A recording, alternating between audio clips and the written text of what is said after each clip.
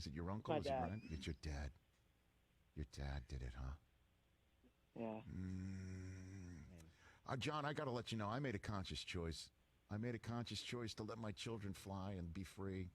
Helps to have a wife who's a diehard Patriot fan and Tom Brady be the face of that franchise and me going to Michigan and Tom being a great Michigan man. It was very simple. But, John, I feel for you. I'm with you. I wear the scars. I'm a 50-year-old man. I hope you're not 36 years from now lamenting like me.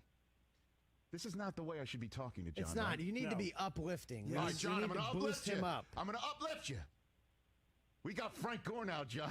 Yeah, we're going to win it all, man. We got Frank Gore. We're going all the way. You know what, John? I'm going to buy you a Stidham jersey. It's all right. Stop it. You leave John alone. Look, John, I'll be honest. I'm going to be straight with you. I like Darnold. Whenever I see him, he's a dream come true. He's the face front guy you want. He's a guy who's got a great optimistic disposition. He is a guy who you can follow, who's a leader. I just haven't seen it in terms of winning a big game in division. And with Brady now in Tampa, it's his time. It's his time to basically say, I understand nobody thinks that I can do it. I understand that people don't believe that the roster's not there in the manner in which the Browns have a roster around Baker Mayfield, or the Bills have a roster around Josh Allen, both of whom were chosen around me in a draft. But it's time. What'd you make of that one? What'd you think of that one? I don't know. I think it's just time. I think he's the most talented quarterback to come out, and he's right up there with Burrow. He has no talent around him. The offensive line, a bunch of guys off the street. They pulled Ryan Cleo off the street. Okay. All right, John. And I appreciate it, Rich. All right, John. You call My back. spleen at this point is going to do what it's going to do. There you go. Thank you, John. Sam Darnold. He said my spleen's going to do what it's going to do. My spleen's going to do what it's going to do. Poor John. Team. That's just it rides your team. Builds character. Mono last year. Oh, my quarterback. Word. Oh, the youth of New York City. They I was a 14-year-old who talked like that once, and look at me now. I'm a shell of a 50-year-old Jet fan, man. You've seen what, like a couple playoff wins? Oh, my God. Don Bowie is saying he's looking up right now that according to, which site is this? Healthline.com, which I'm sure is very reputable. It's very rare to get mono a second time. Yeah. Once you got it, you got it. Oh, great. Good for Sam Darnold. It does not cause symptoms if it reactivates. So the Jets basically have two things going for them going into the 2020 season. Frank Gore and antibodies. Check me out tonight, 8 Eastern Time, for 4 hours from my left desk position. I want to thank Alex Bornstein, Larry Brown, Matt Leinart. I also want to thank Steve Mariucci, Albert Breer, and the great funny Bob Saget. Tomorrow's show will be with Al Michaels, Joe Buck, and also with Jonathan Banks. And congrats to Denny Green. May he rest in peace. He wins our rant poll on this Thursday. The UFC is back this weekend, and SiriusXM Fight Nation has live coverage all week long. This is Luke Thomas. Beginning weekdays at 1 Eastern, I'll give you an insider's perspective on the UFC's return to action, including the interim lightweight title clash between Justin Gaethje and Tony Ferguson. Whoever's going to step in front of me is going to have their hands full. I will walk away a champion no matter what. How will this card shape the future of the UFC, both inside and outside of the octagon? Find out on the Luke Thomas Show, weekdays at 1 Eastern on SiriusXM Fight Nation, channel 156. Drip, drip, drip. Hear that? It's your business's online reviews. And while you wait for the next drop, more businesses are switching to Podium, the quickest way to turn your best customers into your biggest fans online. Podium makes it easy to connect your customers to the review sites you care about most, so they can see how much their feedback really matters, and you can get more of the stellar online reviews your business deserves. Visit podium.com to learn more about review management. Podium. Become the obvious choice online. Your customers have great stories to tell. Some short, some long. Stories of intrigue, drama, action, adventure, and sometimes comedy. What are these stories? Believe it or not, it's your business's online reviews. And if you want to hear them all, switch to Podium, the convenient way to find and connect your customers to Google, Facebook, TripAdvisor, and tons of industry-specific sites that make the most sense for your business. Go to podium.com to discover and manage your customers' amazing stories. Make Podium your unfair advantage. Have you still not refinanced your mortgage? Well, soon you might be kicking yourself in the head. Rates are at historic lows. At the same time, home values have gone up roughly 50% in the last several years. Maybe it's time to put that equity to work by paying off high-rate credit cards, personal loans, or remodel your house. Hi, I'm Wesley Hoagland with Westland Financial. Let us put you in a position to do any of these things with no closing costs. That's right. Nothing's rolled into your loan, whether it's conventional, FHA, or VA. We'll pay your title, settlement, lender, and recording fees. Maybe you just want to lock in a lower rate or refinance out of paying mortgage insurance. All it takes is a 5-minute phone call to see how we can save you thousands of dollars a year. So call Westland at 888-615-3669. It's the biggest no-brainer in the history of mankind. Call us at 888-615-3669. 888-615-3669. That's 888-615-3669. Lennox Financial Mortgage Corp. DBA Westland. NMLS 3304. Not all loans apply. Equal housing lender. With the challenge of uncertainty upon us all, we wanted to share some ways to keep you and your vehicle protected. I'm David McNeil, founder of WeatherTech. Our American-made floor liners and cargo liners protect the carpet by acting as a barrier. Easily hosed off, they can also be wiped clean with disinfectant. Our seat protectors can be sanitized with wipes or sprays and are machine washable. And our cup phone cleans easily with disinfectant while holding your phone securely for hands-free viewing. Rest assured that WeatherTech can help. Order today at WeatherTech.com. IndyCar fans, this is Brick by Brick with AJ Allmendinger and Jack Arute. We can maybe provide you with a little distraction. I'm just missing racing. The season will start, and they'll have to be ready right when it starts. And I think we're really going to see the drivers that are physically and mentally most strong through this time are going to come out firing. If it's a shorter schedule, the start of this season is going to be even more critical than usual. New episodes air Wednesdays at 6 Eastern on Dan Patrick Radio Channel 211 and anytime on demand with the SiriusXM app.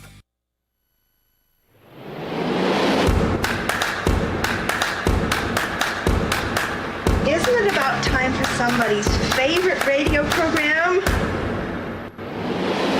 The Tony Bruno Show.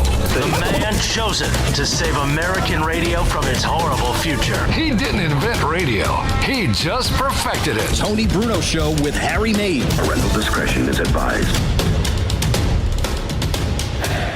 The Godfather of sports radio. It is a final. Here is Tony Bruno. Tony Bruno. Beautiful.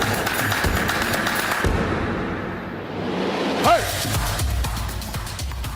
Didn't realize they said hey at the end of that thing.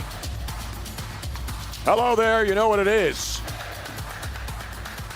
Harry Mays. Well, it's a thirsty Thursday. It's a thirsty throwback Thursday, Harry. Come on, Dad, let us die drunk, at least. And I'm opening the show wearing that insignia shirt, the official Tony Bruno Quarantine 2020 hashtag T-shirt.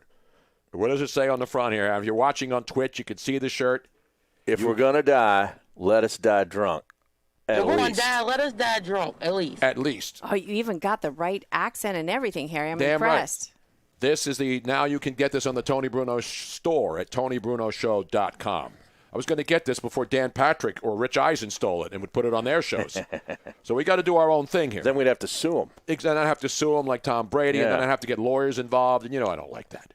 But anyway, welcome. It is a Thirsty Thursday, and we always get to do this on Thirsty Thursday, Harry. And this, if you're scoring at home. Pop it open now.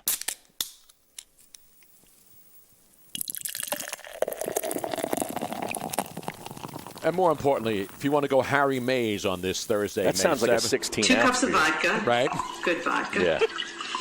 In a big pitcher. Just pour it right in. Just pour it right in there. Just dump it all in. Now, do you think Ina Garten measured 2 cups of vodka? No, she's like me. She eyeballs it. Exactly right. You know what I'm saying? When you've done it so often, you don't need a measuring cup. Yeah. Exactly. Anyway, we're going to have a lot of fun. We got a lot of stuff going on here today, and only 3 hours to do it. So, we're going to have football chatter today because tonight is the big night, Harry. Where will you be later on this Thursday evening, hunkered down at home in self-isolation, self-quarantine, and distancing and social distancing and everything else you want to put out there? I'll be down in my lair I like it. You don't call it a basement or a cellar. I don't go man cave either. Oh, I hate man cave. It's a lair. I refuse to acknowledge the term man cave even exists. Right. Even back when it was cool to call it man cave. Yeah, when was that? Like 95? I don't know. I thought it was dungeon. When like you upgraded from dungeon to lair? I never went dungeon. Are you kidding me? You went lair. Lair's a good one. And I'll be going back and forth with the NFL scheduling show and the 2018 final round of the Byron Nelson Classic on Golf Channel. That's not the one that was rained. The first round was always rained out. Remember, every year when they play the Byron Nelson, right? There would always be rain, and they would have to play like thunderstorms would roll through Dallas. That's the way. That's the way they roll in Dallas, Harry. Right. You know what I'm saying? So that's when you're not being sent to jail by a judge in Dallas for opening your salon and going to jail for 7 days while thousands of criminals are being allowed onto the streets because they don't want the criminals to get sick, but you're going to send a woman who actually had masks and everything else trying to open a business to take care of her family, she's got to go to jail. That's the logic. But, hey, it's not for me to decide or me to comment on. You know what I'm saying, Harry? Even though you just did. Well, I just wanted to point something out about Dallas, not just the Byron Nelson. You know what I'm saying? She'll be back out. Oh, absolutely. I think the Supreme Court, they took it to the Supreme Court and said the judge overstepped his bounds. Yeah, I know. I think she was going to be in until next Wednesday, which would have put her in over Mother's Day weekend, ironically. But I think she'll probably get out here in the next day or two. And today is also the day that Earl Thomas will avoid his wife if you're scoring at home in the National Football League, Harry. Can you imagine that Mother's Day? Oh, my God. I believe the first words Earl Thomas uttered when his wife walked in with a gun as he and his brother were doing a three-way with a mistress was,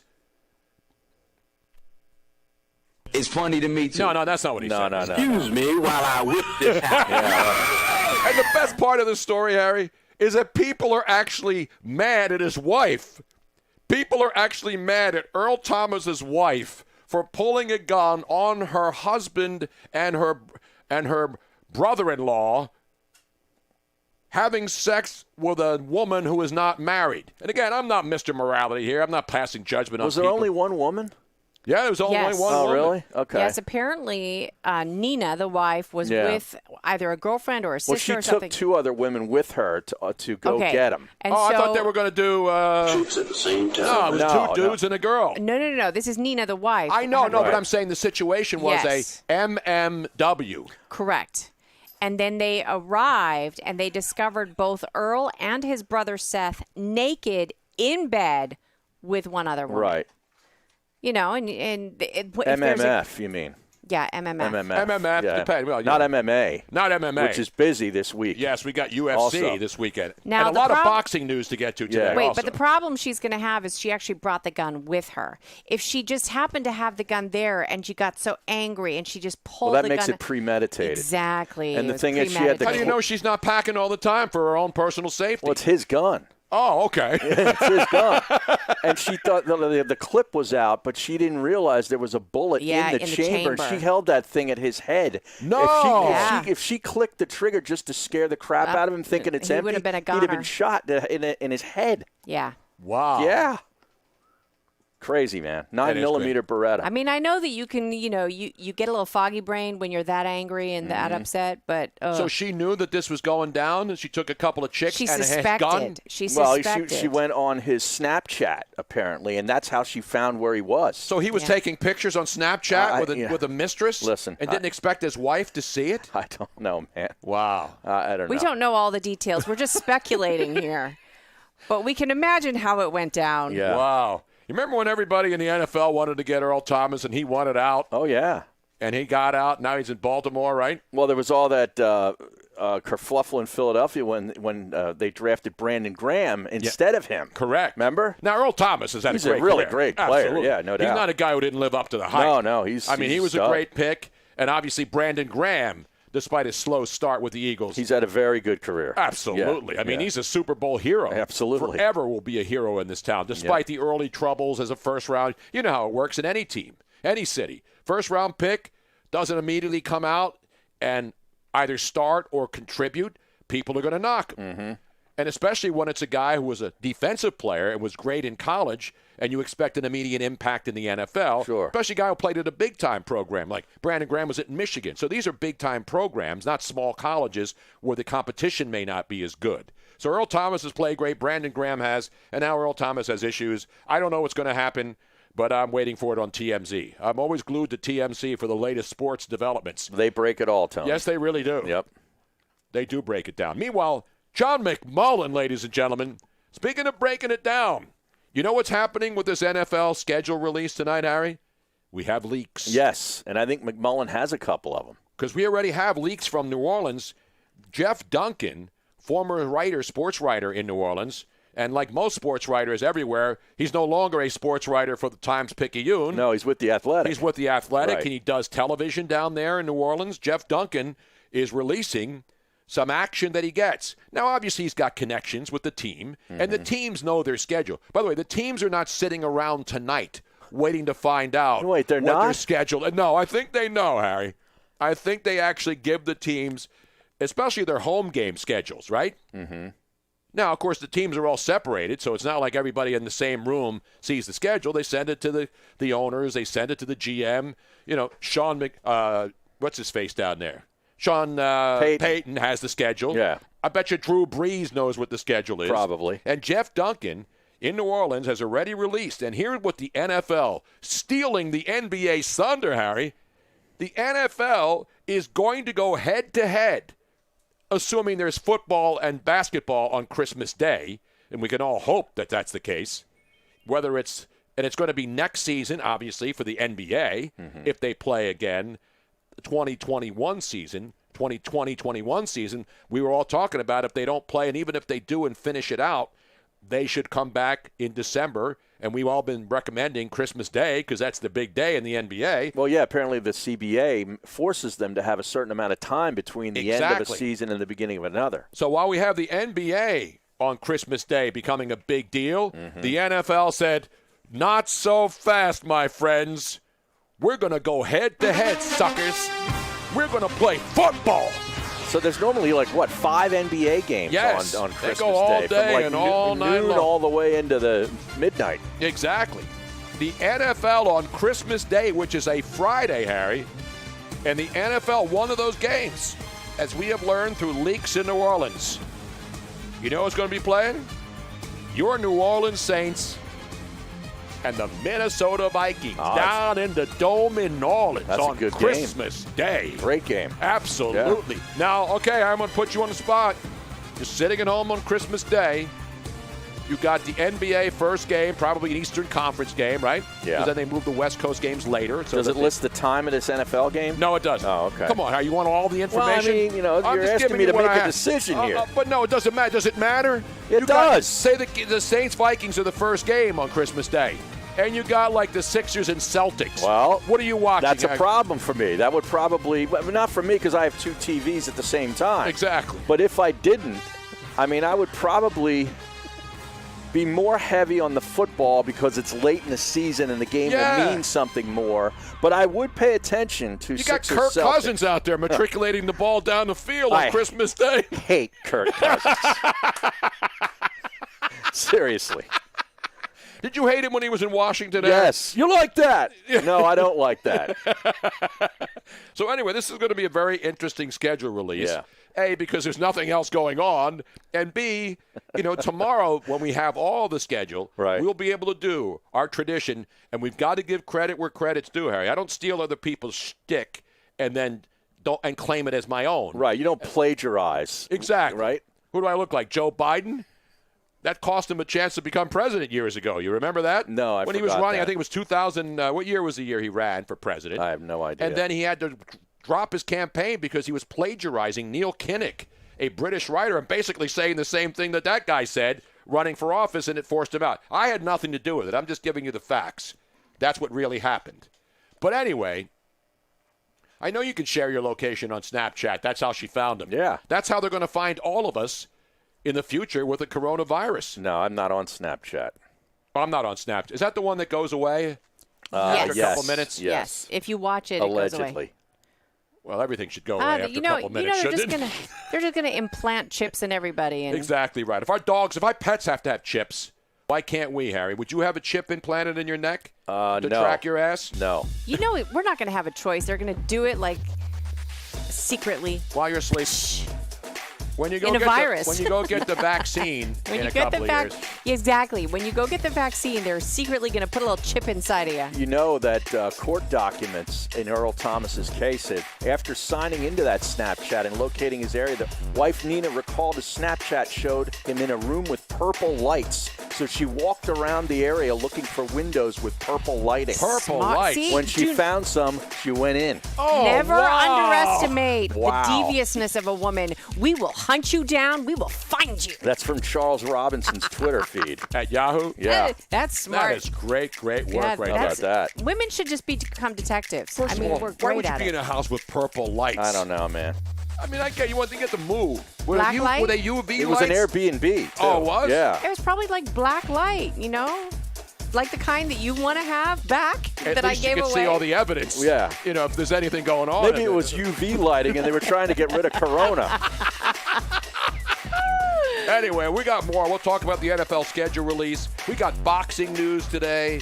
We've got all kinds of great stuff coming up.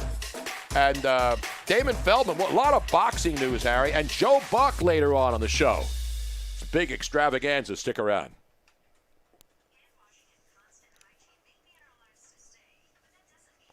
It's freaking brilliant. So she knew the location, Wait, but so she there's a didn't know picture which of room. a room with a purple light in it? Let me see. Is it on Twitter? I just had a song, too, and I can't. God damn it. Not Purple Rain.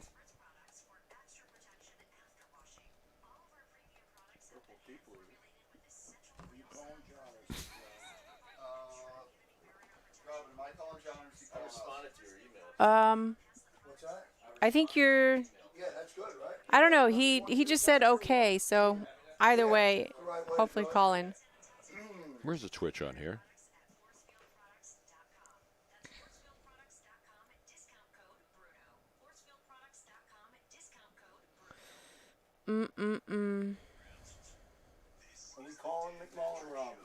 He didn't say.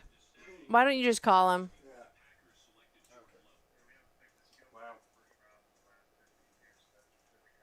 I can't see what the freaking internet is on here. It's up I'm there. looking. I know. I'm on TV Comcast. That's what I want to be right now. Okay.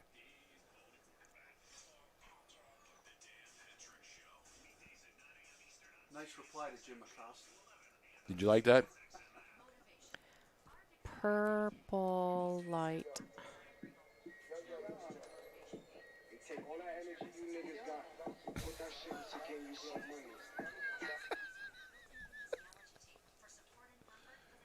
A singer named Elephant has a song called Purple Light.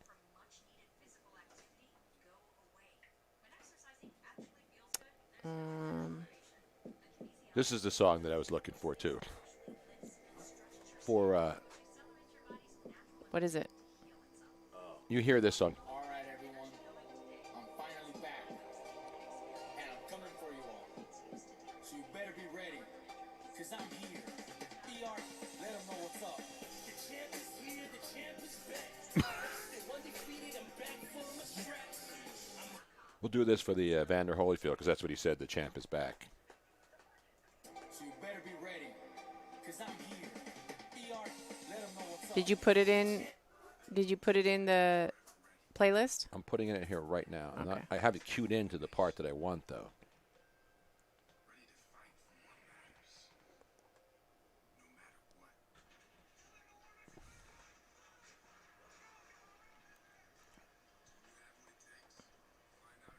And you got LL in there, right? Mm-hmm. Is that me? No, that's me. Okay. Dr. Beat, Ibiza House, Purple Light. It's Ibiza, Robin. Ibiza. There's no. There, Purple Light.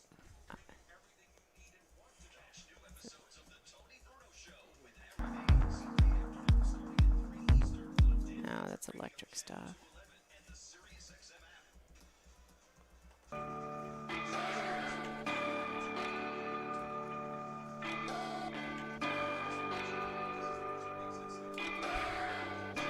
Okay, come on.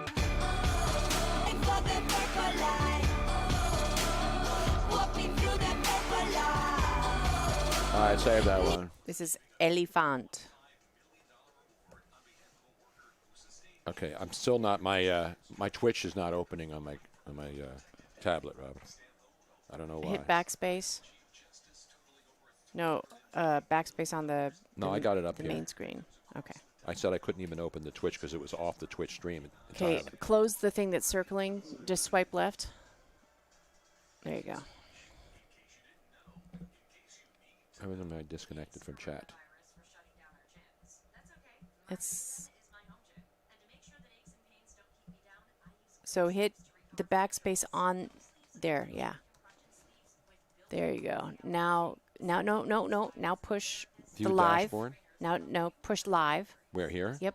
Just click on the video. Okay.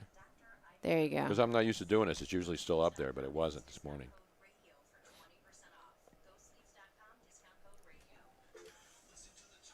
Here we go.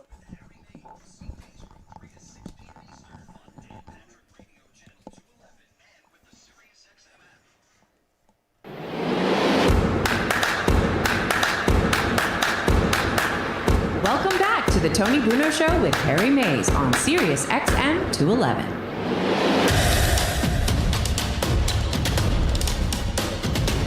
Yes, indeed. A lot of people are commenting on the whole, of course, people love sordid stories, right? Sex scandals and all that other stuff. The Earl Thomas situation is not, I would not, and I think you nailed it, because on Twitter, people saying this is this was not an orgy. Well, I saw that online as they were the clickbait was an orgy too, and I'm like, that's not an orgy. No. That is not That's an a orgy. threesome. That's a three-way. Get threesome, it right, people. Thruple. Yeah. Come on, you got to. If you're a writer out there, you're a blogger, get it right. But see, orgy gets more people to the party. You know what I'm saying? Yeah. In a lot of ways. Well, yeah, you have to have more people. You're seeing Earl Thomas in an orgy. You're going to click on that probably more so than Earl Thomas caught with his brother and another woman. Let's go to a man who understands this more than everybody. Right. He writes headlines. Yes, he does. The great John McMullen. He knows the difference between a three-way and an orgy. John, how are you, buddy? I'm doing well. I like where this is going. That's what Earl Thomas told his brother before they went to that house with the blue light, the purple lights, man. Yeah, the purple light. I mean, that can add to the orgy-like feel, but you have to get past that number 3 to be an official orgy. Exactly, you can man. argue, you guys are experienced. You can argue you got to go way higher than 4. Yeah, it's got to be a minimum of 4 to even consider it. Yeah, I mean, but it's got to be to me an orgy 7, 8. 4 is like a starter orgy. Yeah, You know what I mean? I don't even consider 4 an orgy. I think you have to have 5 plus. It's like a swingers party. Yeah, exactly right. All right, now that we got that figured. So for all you people out there wanting to know what the difference is between a threesome and an orgy, We should make a poll. What come on, our interns right you now. have to have a poll at an orgy. We Usually do. in a house where you have an orgy, One of there's them. going to be a poll in the corner. People get bored. There's many different things. You could pass around the fishbowl and start the key party. Right. There are but an orgy is generally a whole bunch of people. Yes. Right. 5 plus at least. Sort of like what's going on with the NFL schedule. Now, John, the NFL doesn't like when certain reporters like Jay Glazer at Fox or Adam Schefter used to get tipped on the draft pick before it was announced by the commissioner. So they tried to put up, they poo-poo that, and it's stopped a little bit in the last couple of years. But now the schedule, which used to be a blessed event, the release of the schedule, now all of a sudden I don't know why. I don't know why either, because Jeff Duncan, I mentioned of The Athletic down there in New Orleans, who I'm sure you know, he's already leaking out some of the stuff because who gave it to him? The team. So he's trying to get the fan base of the Saints excited by giving them a couple of release dates, like the Christmas Day. Now, I'm sure you've got some release with all your sources. The NFL playing on Christmas Day on Friday, to me, so far, in the little information we've gotten, is really a stunner, man. I mean, they're going right after. They say to the NBA, hey, you guys want to take over Christmas Day? Not so fast, my friends. Does that shock you? Yeah, well, they'll take any opening. You know, the NFL. They like. I think the NFL secretly like the fact that they're the only game in town right now, and they're trying to take up as much of the vacuum as they possibly can. And you know, the schedule release. That's been one of the things that has always perplexed me throughout the years. It's in fact why people get so excited about dates, because that's it. I mean, you know the opponents long before this. You're just talking about dates. So from a logistical standpoint, people want to go on vacation.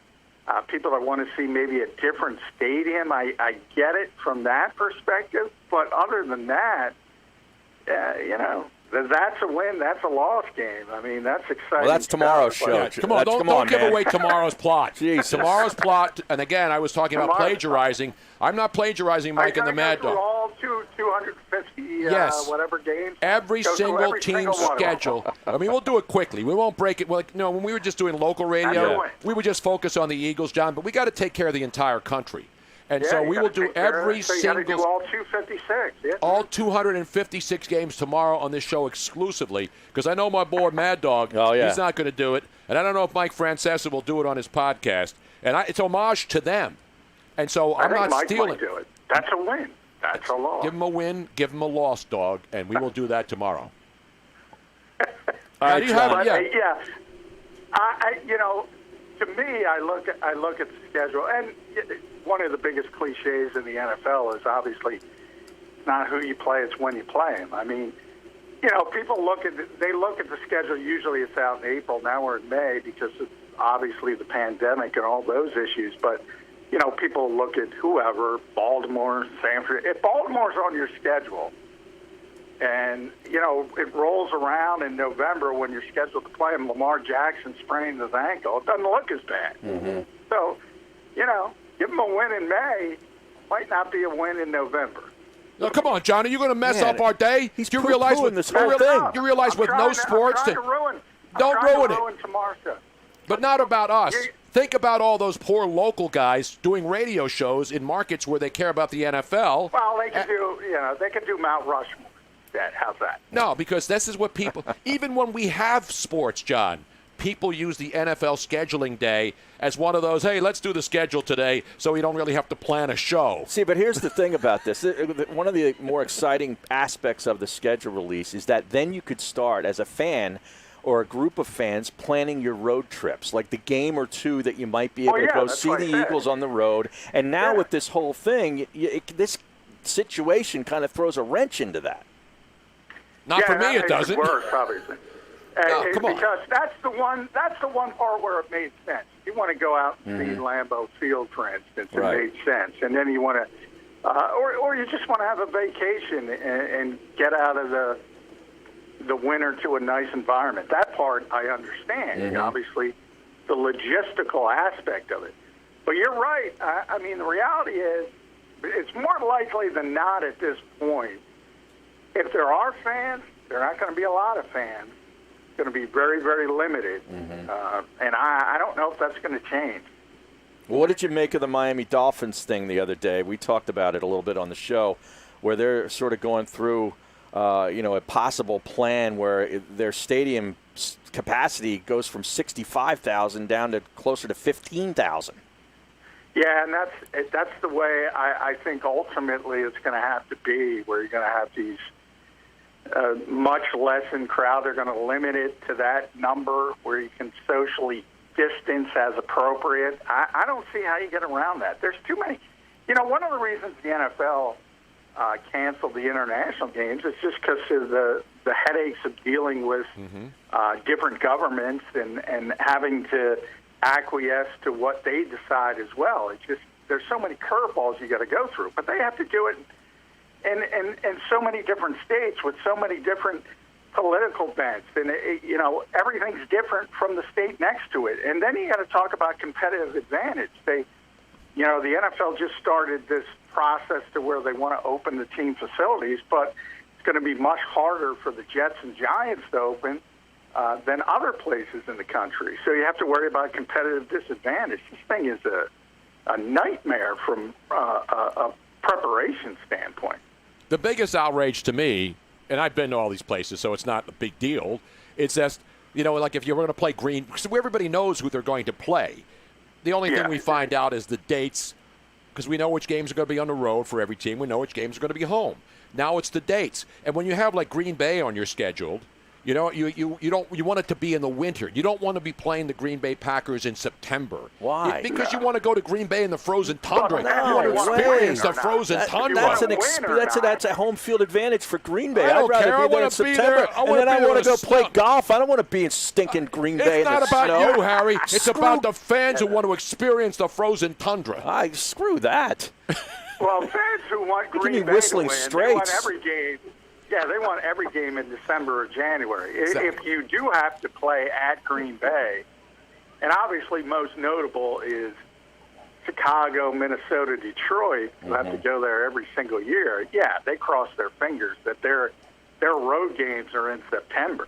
Nobody wants to go there in December. I do, because I've been there in the other months. I've been to Green Bay in September and October. Oh, I have good yet for to you. be there. And by the way, with global warming, there are no more snow games or ice games. Did you remember last year? We didn't have one stinking game with ice and snow. Maybe it'll be, wait 10 years. Yeah, it'll be 80 and people will be going on vacation to nicer weather in Green Bay. But still, there's, you can be hit. You're right. I mean, there are more days that are a lot better than if you go back just one prior generation. But, hey, you get the wrong weather system coming through, you're still in deep trouble in Green Bay in December. No, I love Green Bay, man. It's just a great experience. That's all I'm saying. No, that Lambeau Field's awesome. We talked about that earlier this week on the show. It's, that is the place to go. That's the Mecca. Stadiums. It's the Mecca of football in this country. Yeah. The old Yankee Stadium, Fenway Park, Wrigley Field. Lambeau Field, that's the football version. But the problem with going to, like, Fenway Park, you go there, and everybody's a Bostonian. And then you don't really want to deal with those people. You know what I mean? You don't want to deal with that crowd. And it's the same thing when people come to Philly. They don't want to deal with the Philly fans. But it's not about, the stadium. It's about the experience. And the experience is special. Again, Harry had to drop a Whistling Straits Green Bay thing. And see, to Harry, it's about him going and playing golf. Well, yeah, it's all about me. I played golf I played golf in Green Bay and Appleton, Wisconsin area. Yeah. Exactly. Well, I agree with Harry. I mean, one of the things I'm excited about is the Eagles are going to open up Week 1 in Washington at FedEx Field. So I'm really excited to get FedEx Field out of the way. Well, just put that in the rear view mirror, because all that matters is what makes things easier for me. So get that out of the way early. Yeah, I'm with you. I agree with Harry 100%. Wait a minute, but you didn't make the great bus trip that Joe Krause production when we took the entire busload of people down to Washington to see the Redskin game, which turned out to be a huge game at the end of the season because the Eagles needed to win it. And it was one of the great comebacks in the fourth. I mean, the Eagles were done. And the stadium was full of Eagles. You guys were having fun. You're drinking on the way down. You're having burgers. I had to work the game, and you're in the worst press box in the NFL. And, that's all we care about. How difficult is it for us, the writers? That's what people need to understand. The plight of the writer. Yeah. Now, John, so Eagles open up in Washington. Is it fair to say that they'll have another Giants-Cowboys Week 1 like they typically do? Yeah, well, it's interesting. The first schedule leak, supposedly, because the NFL's put together all these contingencies in case they have to go from 16 to 12 down to 12. Yeah. I think the floor would be 10 games. So it kind of broke last night that they were going to have the interconference games early in the season. That turned out to be incorrect to get them out of the way. Sort of like a mini version of college basketball. You get those out of the conference games. Yeah. But it didn't work out that way. So they're going to do it as normal, at least from a scheduling standpoint. You have some NFC East games early, and then you're going to have the NFC East games late, and every other division presumably will be that way as well, and that's sort of typical. So that part surprises me, because you would think if you're going to have to cancel games, you wouldn't want them to be division games, but NFL's not going down that road. John McMahon. So you don't have any leaked information to give us on any of the schedules that you may have had somebody pass on to you? My leaked information is the floor is 10 games. That is the more important aspect. 16.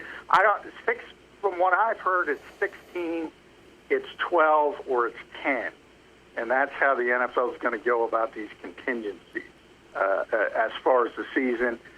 With the goal, obviously, they want to play all 16 games, and ultimately, they've been pretty consistent. That's going to be the plan. And you guys mentioned Miami. I think that's going to be the plan from a fan perspective, is to try to get certain numbers of people into these stadiums, but vastly less than normal. So it's going to be a strange season all around. I don't think there's any question about that.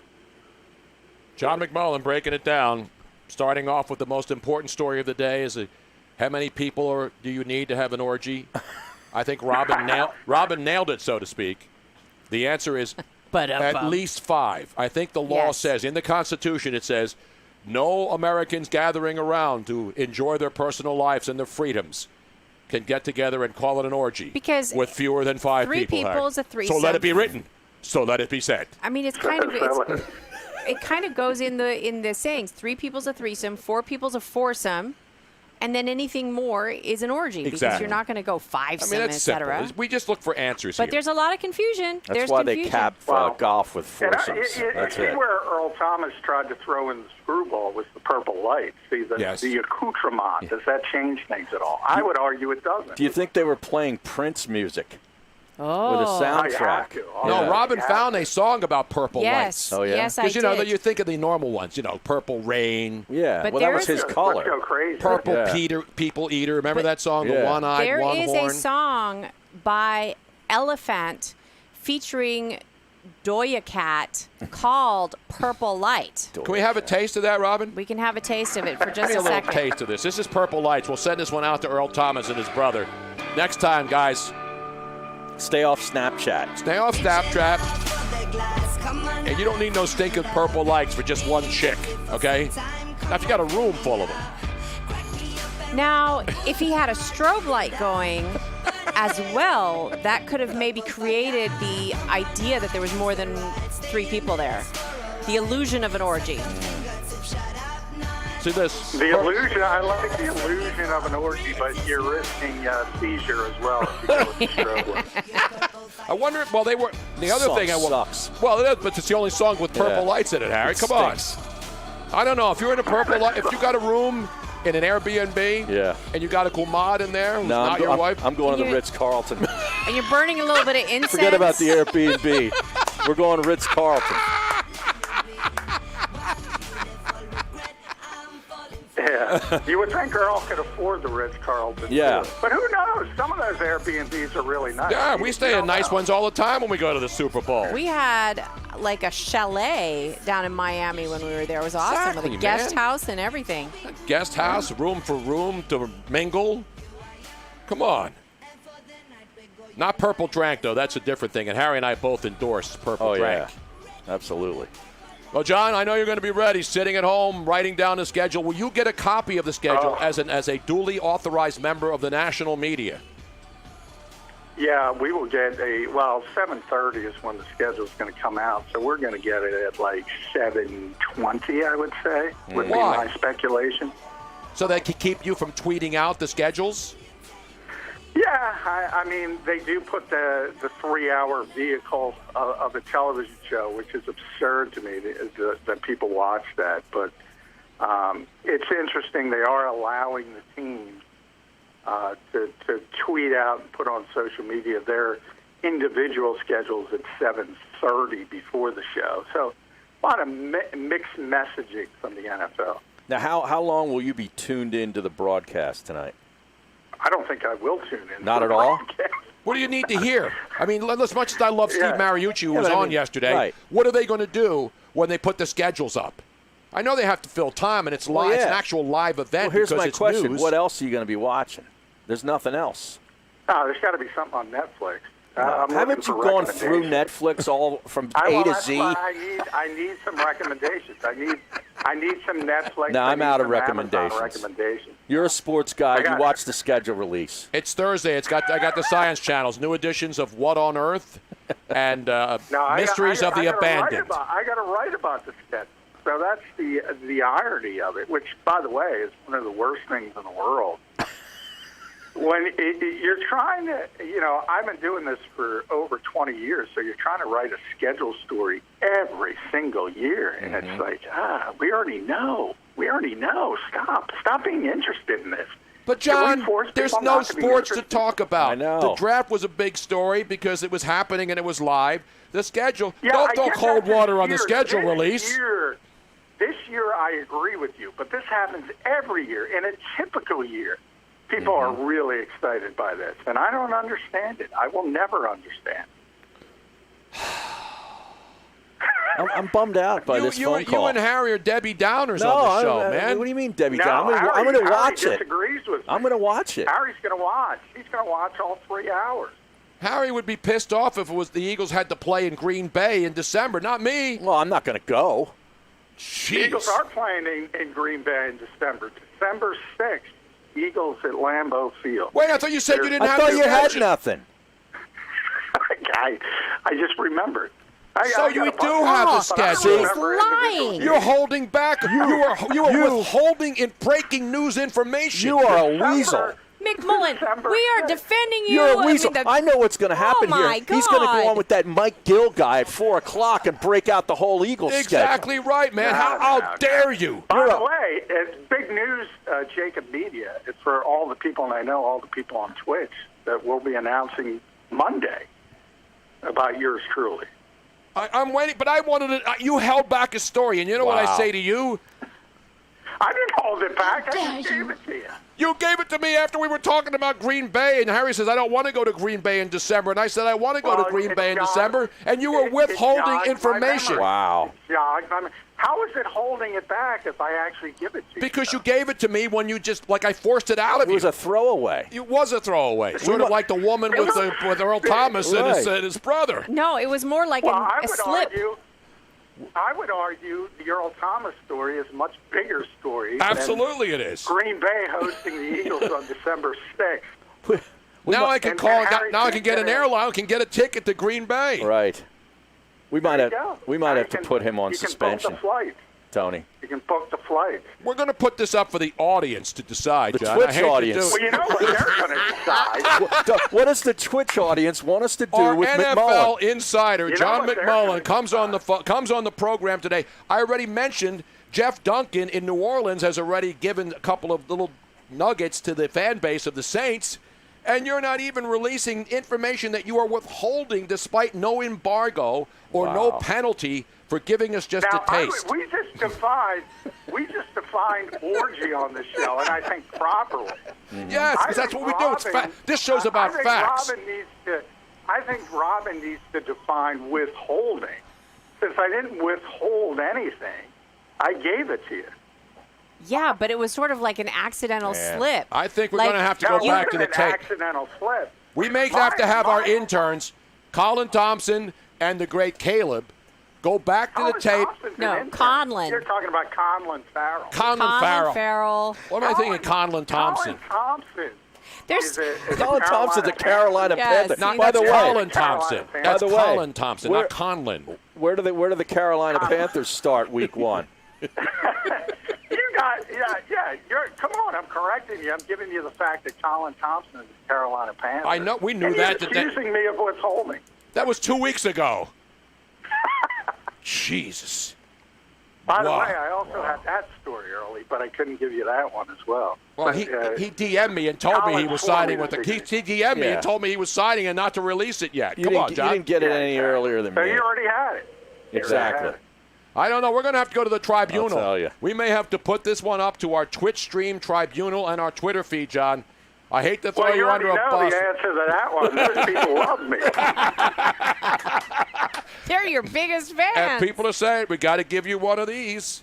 Got to give you one of these. And you know I love you, John, but I got to give you one of these. I think the audience, you know, in the scene, what was the movie where it's a thumbs up or thumbs down? Caesar, like in Gladiator? In Gladiator, yeah. And who was the guy that has the thumb up and then gives him the thumb down? The guy that played the Joker. Isn't that him? Yeah, Phoenix. Yeah. Joaquin Phoenix was Julius Caesar, was he not? Correct. And then I'm going to have to do Joaquin Phoenix. I got my hand up, the thumb is up, and then I do a defiant bam. Well, John? I'm gonna spin it as I'm gonna go ahead and spin it as a punishment for the Twitch people. How's that? All right, John. Now, John, just for future information, if you ever have anything like that happen again, what you say is, it just came across my table. Literally, I just found out about it. That way you can say that it, like you didn't already have. Wait a minute, this just in.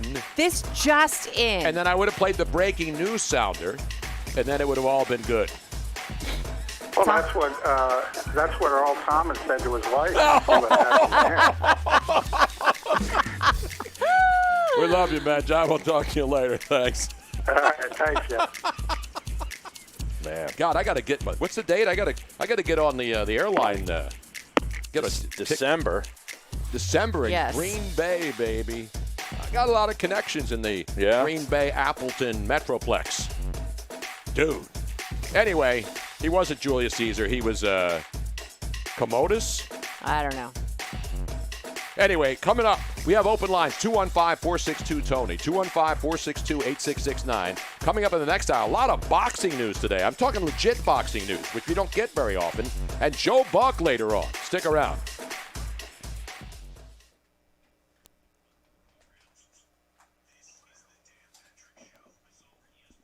So the poll on Twitter, how many people does it constitute to make an orgy? 5 is the correct answer. Yeah, Robin. more than 3 people, more than 4 people, or more than 5 people. More than 5 people. No, it's more than 4 because more than 4 would be 5. Because then the more that shouldn't be more than. It should be 3, 5 or more. Yes. It should be 3. Yeah, they did it a little. They weren't quite thinking or this through. 5 or more. Wikipedia defines it as 5. It is 5. Ha! 5 Ta-da! At least 5 members according to Wikipedia. Yes. Of course it is. I don't need Wikipedia to tell me that. Caleb obviously has not taken statistics classes because he did not word that correctly. But that's okay, Caleb. Caleb's as a senior at Indiana, the bastion of greatness in collegiate athletics. But it and should you have would been think. the question should have been 3, 4, or 5 plus. Otherwise, it's a little confusing. I didn't realize his name was Commodus. Is he the guy in charge of the bathroom when he put him in the bathroom in there, which we almost did to not the Komodo dragon, which they almost ate in the movie The Freshman. You see that Such movie? a It was great on. movie. It was on last week. I was watching it again. You ever see that movie, The Freshman? Such a good movie. It basically one of Marlon Brando's last movies, and he played mocking himself as the Godfather. He did the whole Godfather. It came out the same thing. It's really good. Great movie. A lot of dead people in that movie. Brando's gone. You know who else?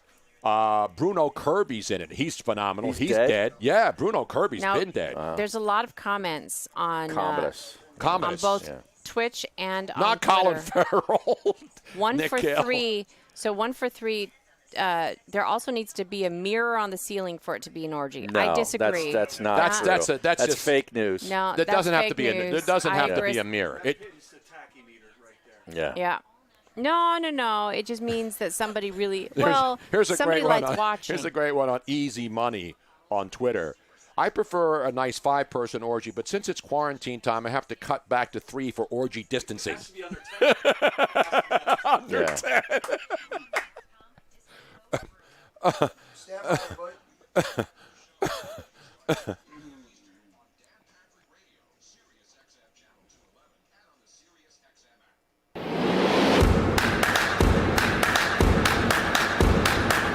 Welcome back to the Tony Bruno Show with Harry Mays on Sirius XM 211.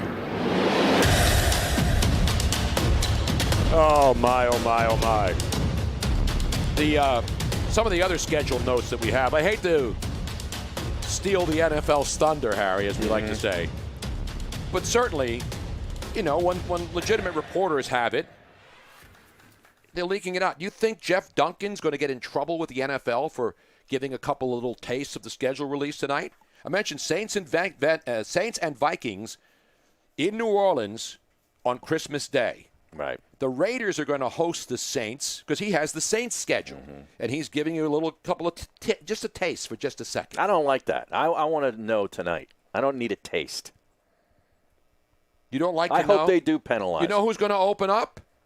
What, the Thursday night game? Yes. No, I don't. The Saints with Drew Brees at home against Tom Brady and the Tampa Bay Buccaneers. That's a great game. Does that spoil anybody's suspense for tonight? Yeah, I'm bummed that I know that now. Why are you bummed? Because I wanted to find that out tonight. That's why I want to watch the show. I'm making it easy for you, Harry. I don't need easy. I need something to do tonight. How about the Las Vegas Raiders, Harry? Yeah. Brand new building. Right. In their building, hosting the New Orleans Saints in Week 2 on Monday Night Football, Harry. Does that ruin it for you? So the Saints are starting off with the Tampa Bay Bucks on Thursday night. Then they have a Monday nighter against the Raiders. Wow. In Vegas. And then they have the Vikings on Christmas Day. So this guy has given away 3 of the 16 games already. What do you want him to give out? The preseason schedule like anybody's No, going to I want him to just shut up. No, I'm telling Jeff Duncan, God bless you. That's what journalists are supposed to do. See, he's trying to get noticed. I never knew who he was. You never now read him I do. You never read him in the No. Times-Picayune in New Orleans, Absolutely the finest not. local broadcasting and newspaper in the greater New Orleans area, from Metairie all the way down to Lake Girardeau. Everybody knew who he was, Harry. Lake Girardeau. Everybody around the entire National Football League knows who Jeff Duncan is. Jesus. We have to throw out a shout-out today. Oh, yes, it's a big day today. One of our listeners' sons graduated from college today. I need the... and not only just college, it was Temple University. Does that count? It does. Actually, I met Matt and his son. Mike Rainey is a big-time fan of the show, follows us. He's been to a lot of our previous existence events. And his son, Matt, who I met, and he has a picture of me and his son, Matt, who's graduating from Temple today. But there's no big, they're not walking into Temple Stadium. The ceremonies are obviously subdued. Yeah, well, but they still get the cap and gown, and they get to graduate and get the sheepskin. Yeah, I guess they do it typically at the Leocoris Center Correct. now. Mine was at the Convention Center back in the day. But yeah, that kind of stinks. I feel for these guys that they don't get to experience that. But can you play the song, parents please? Don't get to experience maybe it's your first kid getting out of college. Exactly. And, it's like a big moment, and you don't get to. Because I remember when my son Chris graduated from college. We did I don't know what song you want me to play. The pomp and circumstance. What they play at the graduations. I have it. You want the special disco extended remix? What song? The song that you heard for a couple of years when your daughter graduated from Temple, Tony, and then your son I graduated have it. from I just wanted to Drexel. make sure that you didn't have something else as well, mister. What other song would I want to play to honor the graduates out there, Harry? Can you think of another song? No. I can't. Come on, Miss Robin. Sheesh. Even the people on the Twitch stream, who are usually very forgiving. Yeah, right. Yeah, seriously. I thought they would have called for like a 3-week suspension of McMullen. No, there has been one person has yeah? already determined what the punishment should be. I think it's our buddy Jeff Bruder, who's another big golf guy. Oh yeah. He's going to be suspended, I believe, until 5 p.m. tonight, and then we'll let him out of Twitch prison, unless the Pennsylvania Supreme Court or the New Jersey Supreme Court, which is where he lives, will have to make a ruling before 5 p.m. And we're running out of time, Harry, so it's going to have to happen sooner than later.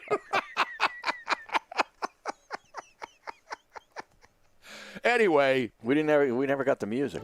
Oh, here it is. I'm waiting for it. All right, all you graduates out there, remember in the great movie The Graduate back in the day, when a young Dustin Hoffman being seduced by Anne Bancroft. Anne Bancroft, And I remember when I was young and I saw that movie and they showed the flashes of her nude breast. Oh, yeah. That was shocking. That was like big cleavage, right? No, they were just like quick cutaway shots of Anne was? Bancroft's naked boob.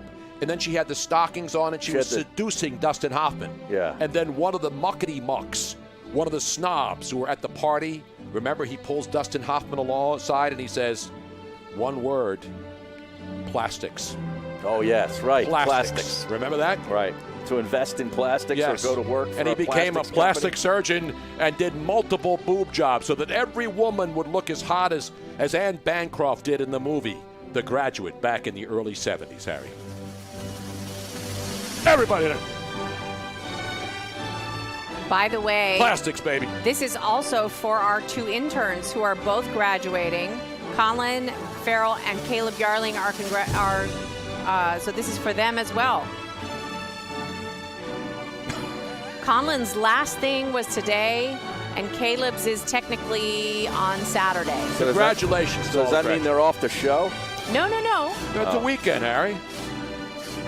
It means that they can work even harder for the show. That's what it means. So shout out to Matt Rainey, Temple University's own, his dad Mike, proud dad.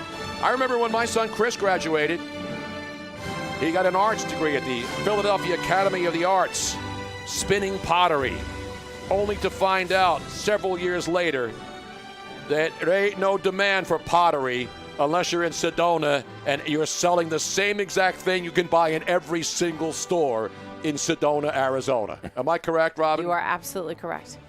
And he's parlayed that arts degree into a successful business selling smoothies. That's how it worked. There you go. So, a lot of these kids go to school and they say, I want to do this. And then they get out of school, and I'm not knocking it. You got a college education. I had a finance degree. Exactly. So everybody who graduates, like me, I went for journalism and political science at Temple. Right. Because I knew I wanted to be in the broadcast business and in the news business, which I started in and then transferred to sports and did all sports after a while. So not everybody who gets a degree works in the field in which they went to matriculated college for, right? I would think that most that don't end up, going into pre-med or law school probably don't. Exactly. First of all, they can't afford it. And secondly, Bachelor of Arts degrees, what do they get you? Absolutely nothing. Jesus. Unless you go into marketing, because a Bachelor of Arts is actually a great marketing degree. That's Macho Man's music, that song? Did Macho Man Randy Savage walk out to the pomp and circumstance that's played at college in the graduation celebrations? I don't remember that. What do I look like? Nick Cale? Play Action Real says, you could buy some pottery at Tlaquepaque in Sedona for only $3,000. I bought pottery at Tlaquepaque. Robin and I love to go to Tlaquepaque when we go to Sedona. Do we not, Robin? To browse through the gift stores. And yes, every single gift store anywhere in Arizona sells the same exact, it's not the same exact artist and there's special stuff. Now we have to confirm or deny the Macho Man Randy Savage. There it is. That is great WWE knowledge by our Twitch stream folks. Look at that. Wow. Who knew? How did he come up with that? I don't know. Like, what's the connection? No idea. Because that's not a macho song. No, not really. I don't understand that. Listen, nobody loved the Maybe the village people wouldn't let him play the Macho Man song. Maybe he was going to give them an education.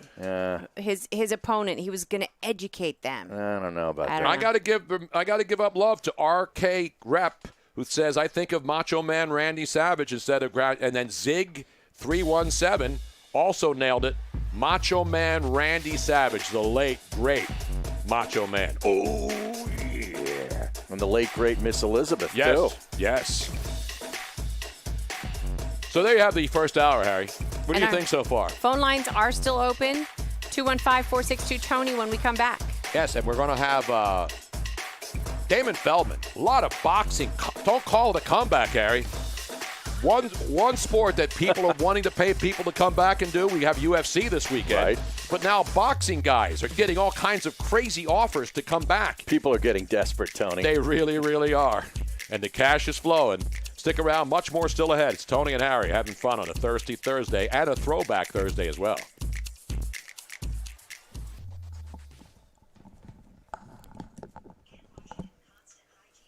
Sorry, that was my fault. It's 22 still, right? I'm sorry. I saw 12, and then I'm thinking, is it 12 or is it 17? That's okay. It's my fault. I have the 22 in front of me from yesterday, but I also have the other cards that I didn't throw away. I have 17, 18, 22 cards. Throw them away, Tony. I have 12. Ramifications of that hat in the first day. I know. It's still lingering. No, that was on me.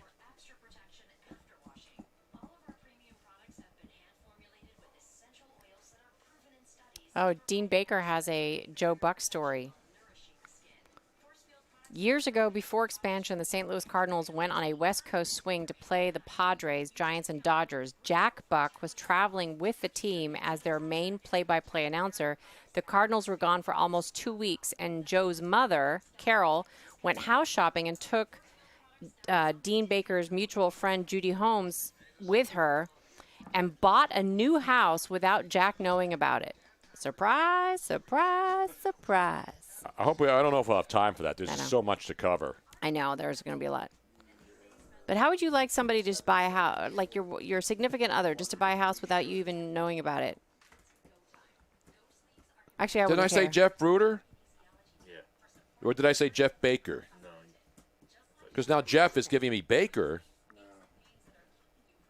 I said Jeff Bruder, your golf guy. See, people doubted my knowledge of Talakapaki. He didn't even spell it right, and I still got it, Robin. Talakapaki. And then what's right next door to Talakapaki, Robin? Where is my timeshare? In Sedona. Los Abrigatos. Oh, Los Abrigatos. Los Abrigatos. I had a timeshare there. Yep. At Los Abrigatos. And I never got to stay there because every single time you tried to book it, it was gone. No, the 2-bedroom that I paid for was never available. You know, that's what they do. It's right in Sedona. It's at the Y. So they call it the Y. When you pull into Sedona, you come down the road and you see all the mountains. And then when you come into Uptown, there's an uptown and a downtown. And there's a place called the Y. And then there's this. It's a big shopping center, but it's really, it's old school. Art. Yeah, it's beautiful. I love Sedona. Gorgeous. It's one of my favorite places. The crystal vortex of the world. Mm-hmm. Listen, I love the vortexes, man. We can feel the vortex. Welcome back to the Tony Bruno Show with Harry Mays on Sirius XM 211. If you're just joining us after hour number 1, we may have set a single-hour record for the number of bumpty bumps. And there were plenty that weren't even administered that probably could have and should have been. Harry. Oh, should have been. John Yes. McMullen got several. Robin, as per usual, got 1 or 2. Right. So if you bet on the over-under on the number of times that we'd have to give someone, as we like to say on the show, one of those, give her one of those, we could be setting a record today. It's going to hit double figures, I think, Harry. Yeah, I think so, too. John had a bad attitude today. Yes, he really did, Harry. Have you been hanging out with him lately? No, I don't go to New Jersey unless I have to, Tony. Well, who does? I mean, you can't do anything over there. They got everything shut down again. Every time somebody burps, the governor over there says, "Oh, we got to shut everything down again." Mm-hmm. I was looking forward to going to Wildwood. You were? And hearing the familiar sound of, "Watch the clown car, please." You know, on the boardwalk, they have these long trams. The trams, yeah. Yeah, but it says, "Watch the tram car, please." It's a recording. Mm-hmm. You know, the poor kid making $5 an hour hits the button before he runs somebody over on the boardwalk. Right. And it says, "Watch the tram car, please." Now with Governor Murphy involved, they should change it to "Watch the clown car, please."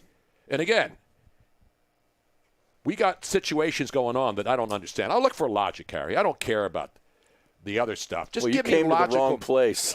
No, this is a place where I seek logic. I don't have any agendas here. It's got to make sense. If it doesn't make sense to me, I'm going to say, hey, you know what? That doesn't make sense to me. Well, there's a lot of stuff out there right now that's making zero sense. Pretty much everything. Yeah. That's why this show exists, because of the sense that we bring, and we mix in some nonsense, too, which still is sense, you know, because nonsense is sense as well.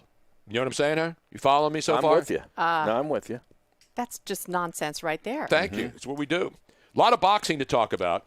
I'll have a Jennifer Aniston update. You know, it's not my style to rip Jennifer Aniston. No, of course not. But I've been doing it pretty much for at least 2 consecutive decades. You've been doing it for 20 years. Oh, absolutely. And it's not a person. Well, we met her, and then it is a little solidified. personal. Yeah. No, it's just that I never got the whole, oh, my God, Jennifer Aniston, no. She's a lovely lady. Robin and I got to meet her and sit down and talk with her. So it's not a personal, it's just I don't get it. It's one of those, I don't get Jennifer Aniston. Is she You don't lovely? get the mystique. I I don't do. get it. She's pretty. There's a lot of beautiful women on TV. I'd like to share a bottle of Aveeno with her. Trust me, Harry, Lotion. you wouldn't make it past one drink. No, Because- Aveeno's a lotion Yes. that Oh. she promotes. You get it? The dry The lotion. Lima's got it. Mm. The Aveeno. It's a nice Made with product, oatmeal. actually. Yes. You're better off. Correct. Yeah. You're better off drinking that. You'd have a better chance of drinking it than getting anything substantive out of Jennifer Aniston. We'll have a Jennifer Aniston, and I'm going to send this one out just for you. And by the way, I don't look for Jennifer Aniston stories. They find me, Harry. It's amazing. Did I look for this story, Robin? No, Did it I do was a search sent for to you. Jennifer Aniston? Somebody sent it to you? It was sent to him. You know who sent it to me? Somebody that knows you're a hater. No, it was in part of a news feed. It was part of the whole package. A guy that you know, a guy that we all know, who puts together a daily news feed of all the best stories of Larson? the day. Craig Larson sent. But he didn't send it just to me. It was part of a stream of all the stories that are out there. Right. I didn't notice it probably. Yeah, because it jumped out Oh, at it Tony. jumped out at you. Just, So anyway, we got a lot of that. We got some NBA news today. By the way, Harry, I need that cut, Robin, right now, because I want to play this right now. Because, the NBA is still trying to figure it out. Mark Cuban is still the most vocal opponent of any of the plans that they're throwing out there, whether it's going to Arizona, going to different places, going to Disney World. He still is very, very concerned. And he's one of the, he's one of the muckety mucks. He's one of the most vocal owners and respected owners as well, right? People respect Mark Cuban. And so Mark Cuban, again, his word isn't the final word. He's not the commissioner. But he certainly carries a lot of weight when you talk about it. And so he's one of the guys that's saying, I'm not comfortable with this. He's not comfortable with what's going on in Texas where some restaurants are opening. That, by the way, that woman that was arrested. The hairstylist. She has been released from jail. I thought that was. you need to give me a little bit more than I need that cut. The Because basketball cut, the only one that you have that's about basketball. Gotcha. Sorry. Would you say that Mark Cuban is equal to like a Jerry Jones of the NFL as far as influence? Yeah, absolutely. Yeah. There's no doubt about it. And in fact, Mark Cuban has been more vocal. Jerry Jones is up in his box. Well, yeah. And he does have on his boat. He's on his yacht. Yeah. But he's up at the game. He's up in his box. Mark Cuban sits down with the fans. He sits at courtside. Yeah. You remember he got into trouble a lot with David Stern because he would get up and yell at officials as the owner of the team. I like sitting that on- about him. Yeah, that's why people love him. I was a sideline reporter for Lehigh football, and I was yelling at the officials one time. That's a good job out of you, They Harry. threw me. They made me go back up to the Damn to right, the they booth. should have. But anyway, Can't stand officials. because the fans are thinking Mark Cuban is a fan who's a very wealthy guy who owns a team, and when he saw officiating that he thought was ridiculous, he got up. Exactly. But then they pretty much told him to cool his jets. David Stern primarily said, "Come on, Mark, what are you doing out there, man? Of course, everybody knows the officials suck, but you can't go out there and show them up. They're still part of our league. We want people to think after the frozen envelope debacle. Right. We want people to think that we're still a legit league. So don't be doing that stuff. Well, yeah, there was only one rogue official, Tony. That's what David Stern told One us. rogue official. Yes. It's good to go rogue every once in a while. Yes, I know Jennifer Aniston was hot on Along Came Polly. But you're going to love this story. You're going to agree with me after we play our Jennifer Aniston update. You think so? And I'm going to give the honors to Miss Robin on today's program. But on this date, speaking of NBA, Harry, something historic happened. 1994. 1994, May 7th, on this date. That would have been playoffs. We're talking playoffs, baby. Playoffs. No, this isn't Allen Iverson, Robin. This is the basketball play-by-play I had that one up first. of something that occurred on this day in 1994. Let's go to the tape of the broadcast of this particular game. That's it. Makumbo embraces the ball and the unlikely upset. One of the great upsets in NBA playoff history. The 8th seed, a team that was 2 games over 500 on the season.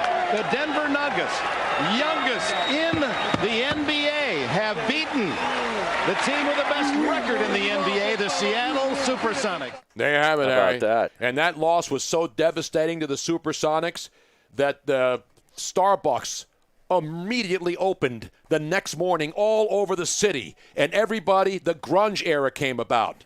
Everybody in Seattle had to have a coffee shop within 15 feet of their homes after that devastation.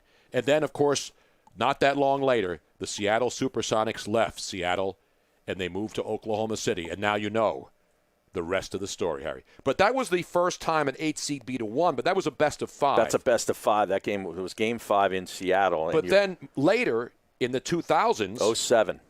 2007, I remember because I was doing my daily show with Gary Radnich on KNBR in San Francisco. And then this was one of the big stories because we had our first 8 seed to beat a 1 seed in a best of 7 series. And who were those two teams, Aaron? They were the Warriors and the Mavericks, I believe. Exactly. Speaking right. of Mark Cuban. Yeah. The great Golden State Warrior team. The 8 seed knocks off the Dallas Mavericks in 2007. That's when the argument was not even starting yet on great players in the Warriors. And the Warriors have always had some great players. But that team wasn't one of those teams that you were thinking of as a championship team. They were good. Right. They had Monte Ellis, a young Monte Ellis. And the argument back then, because Monte Ellis was still there when they drafted Steph Curry. And the debate was in San Francisco. Imagine this, and it happens everywhere. Who's better, Monte Ellis or Steph Curry? Steph Curry. Really? Because remember, was those that two a guys. slow day in San Francisco No, and that radio? debate went on for over a year. Wow. Monte Ellis, and remember, Steph Curry was a young player. Monte Ellis was establishing himself as a damn good player. So there was an absolute, no doubt about it, Monte Ellis or Steph Curry argument and debate. They had Baron Davis on that team, Baron too. Davis, yes. Yeah. That was a good team. Your boy Marco Bellinelli, I think, was on that I don't know, squad. but you know, it was on there. Mikel Petrus. I have an autographed picture of him. Mikel Petrus. Oh, he was from France, yes, right? He was a France guy. Yeah. Tall guy from France. Not that guy from France who was the owner of the Eagles, what Buddy Ryan used to call Norman Brayman. That guy in France. Yeah. But he's actually from Miami. He's a car dealer. But he was always in France. Yeah, and he would say, go talk to the guy in France, which is brilliant. Al Harrington was on that team. Steven Jackson, Matt Barnes. Matt Barnes will kill you. Mike Dunleavy Jr. Yep. And don't forget the great coach Don Nelson, Harry. Oh, Nelly. yeah. Not Rob Ellis. No, he was not on that team. Not LaFonso Ellis. He wasn't on that team. Jason Richardson. Rich. Yep. Isn't he still with the Sixers? No, he might still be getting paid. So anyway, that's your NBA update on this date, Harry. 1994. Where were you in 1994? I was in the Carolinas, but I watched that series. Were you in the Outer Banks, or were you like in the sticks? Okay, were you making moonshine down there? No, that was 93, 94. I was in Raleigh. Tobacco Road? Yeah, that was before Wrightsville Beach. Now, Robin, where were you? Were you that your clubbing era? Was that in your clubbing wheelhouse days? 84? 94. Oh, no. 94, I was in California. Mahmoud Abdul Rauf was on that Nuggets squad. What was his name before he changed it to Mahmoud Abdul Rauf? Something Jackson.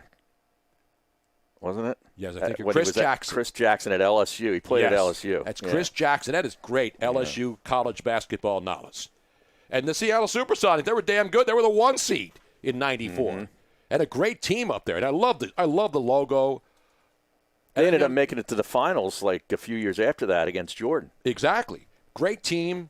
And that city still, now they're going to get a hockey. It's amazing. Who would have thought that they would get, before they get another NBA team back in Seattle, that they would get a hockey team, an NHL team. Yeah. And they're going to, if hockey ever returns. I think they lost the NBA team somewhere around 07, 08, somewhere around there. And they moved to Oklahoma City, and the fans in Seattle went crazy, and they still hate. And then when Oklahoma City was really, really good, the hatred between Seattle and Oklahoma City, it was palpable, Harry. Absolutely. The people in Oklahoma City didn't care. They had an NBA franchise. I think it still is. They hold grudges. Do they really? Yeah. Well, they have grudge. They hold grunges up there, too.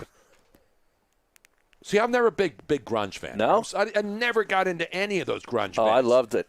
Nirvana was not my favorite, but I was a big Alice in Chains, Stone Temple Pilots, and Soundgarden. I liked all 3 of those more than I liked Nirvana, because everybody was all about Nirvana. Yeah. Oh, totally. And they were great, but I just never liked that style of that. No? I never liked that whiny. You didn't like wearing flannel shirts and not washing your hair? No, man. Come on, man. I mean, That's if a you good look at my Twitter avatar. That's what people look like now, because they can't go get their hair done. Look at my Twitter avatar that I put up yesterday. I saw it. I mean, that's the way people wanted to look. Now, what was that, 70? Was that 75? That was, no, that was before then. I don't even remember the year. How old were you there? That was my Mike Nesmith of the Monkees look. You did remember Mike Nesmith? All you needed was a little knit hat. Because he'd wear the little ski cap. That's when I had the full head of hair. I got the mutton chops going, clean shaved. I was a good-looking young Studley man. Yes. You know what I'm saying? You a Pearl Jam guy? What were you saying? You Gary Puckett and the Union Gap, right? Remember Gary Puckett and the Union Gap? Now, how old were you there, Tony? I think I was like 19. Now, was that the FIL days still? Yes. Yeah. Yes. I was clean-shaven back then. I think just pulled it up on twitch.tv. I just pulled up that photograph. How about that look? Yeah, I mean, it's almost like Neil Young, too, Neil back Young, in the day. Mike Nesmith. Yeah. I mean, I was cool before cool was even thought about being cool, Harry. Those are big pork chop sideburns. And how many times has that look come back? How many people nowadays, young dudes, bros, and the bras out there want to look like that? The Bernie bros. The Bernie bros. Speaking of unwashed dudes. But hey. So don't give me any of this stuff about how cool you are. You want to see cool? Go to my Twitter feed, @TonyBruno Show on Twitter. You say, I've got to follow that man because that man was a trendsetter. That man showed us the way back in the day. We got to play some monkeys before the show's out. Because I'm thinking Mike Nesmith. Now that you had, I'm looking at Mike Nesmith. Yep, totally. He didn't sing lead on a lot of songs. No, he didn't. He just stood there and played Mickey the guitar. Dolenz guy, yeah. We're coming back. We'll talk boxing. That's still ahead here, Tony and Harry.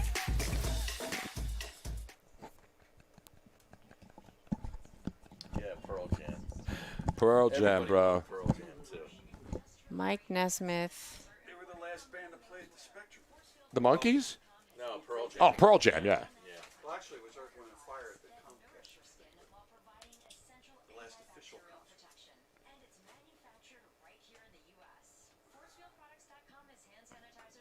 Yeah, that chick was released from jail.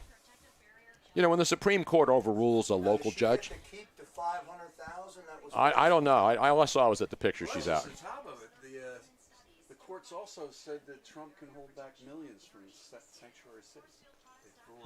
But that's the U.S. Supreme Court. Yeah. No, this is the Texas Supreme but Court. I'm saying it's been that kind of day all day.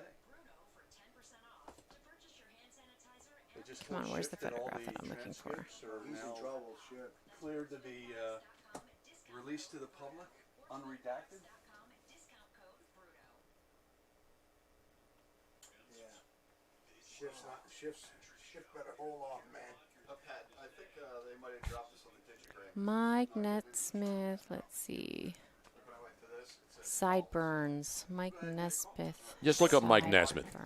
Mine was better than Mike Nesmith, sir. I think he went. Now he went. See, he went pork chop there too. Yeah. Mutton chop. Yeah. Well, it's actually steady right now, but earlier it was like it was behind.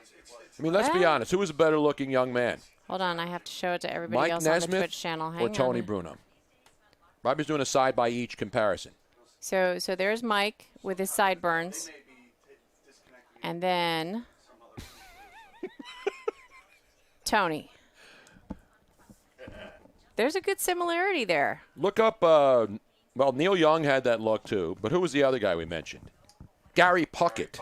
Gary Puckett from Gary Puckett and the Union Gap. Didn't they do Young Girl? They did Young Girl. They did all those songs that you couldn't do today because you'd be considered a pedophile. Remember, you could do all these 16 songs. You're 16. You're beautiful in your mind. Gary Puckett. And the Union Gap. I know. I didn't even know that happened. Was that recent? It wasn't that long ago. It wasn't? Who? Joe, why didn't you tell me? What? And who else was it that you were talking about? Gary Puckett. I know. I just pulled him up. Who Neil else? Young. Neil Young. It was in 2018. Now, Neil Young, his hair was different. It was in 2018. No, look at that Neil Young there. He had the bangs in front, though. Yeah. He didn't have the same kind He of. didn't sweep it back. Now, who's that at the bottom there? Now, here is Neil Young and Steve. Yeah. Damn, those things are. I don't know what to say about them. Well, when they picked Peter Tork for the Monkees, they said they wanted, Stephen Stills with better hair and teeth. Yep. Stephen When Robin and I were in L.A. for the award show 2 years ago, that's the day Peter Tork died, and on the museum. Remember at the Grammy Museum, they had gave him major love at the Grammy Museum. Peter Tork. No Fault Walt says, Robin, Photoshop a knit hat on that photo. He does look like Nesmith. Totally. I'm a daydream believer, man. And your homecoming tweet. Okay. Let me pull up some monkeys.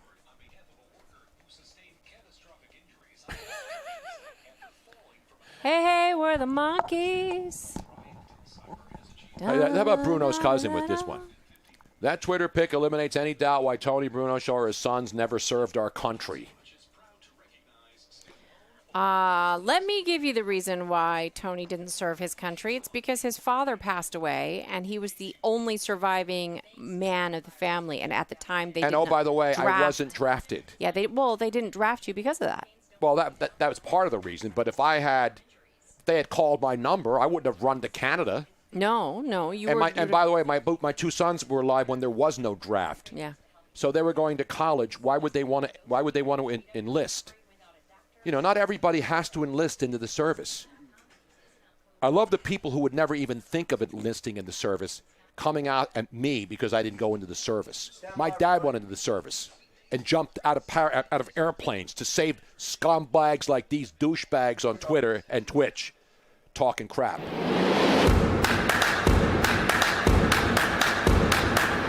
Welcome back to the Tony Bruno Show with Harry Mays on Sirius XM 211.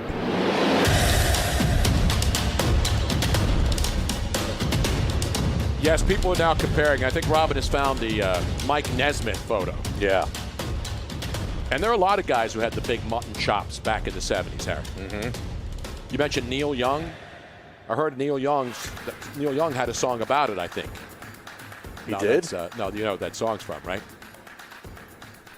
No. That's Sweet Home Alabama. Oh, okay. In the song Sweet Home Alabama.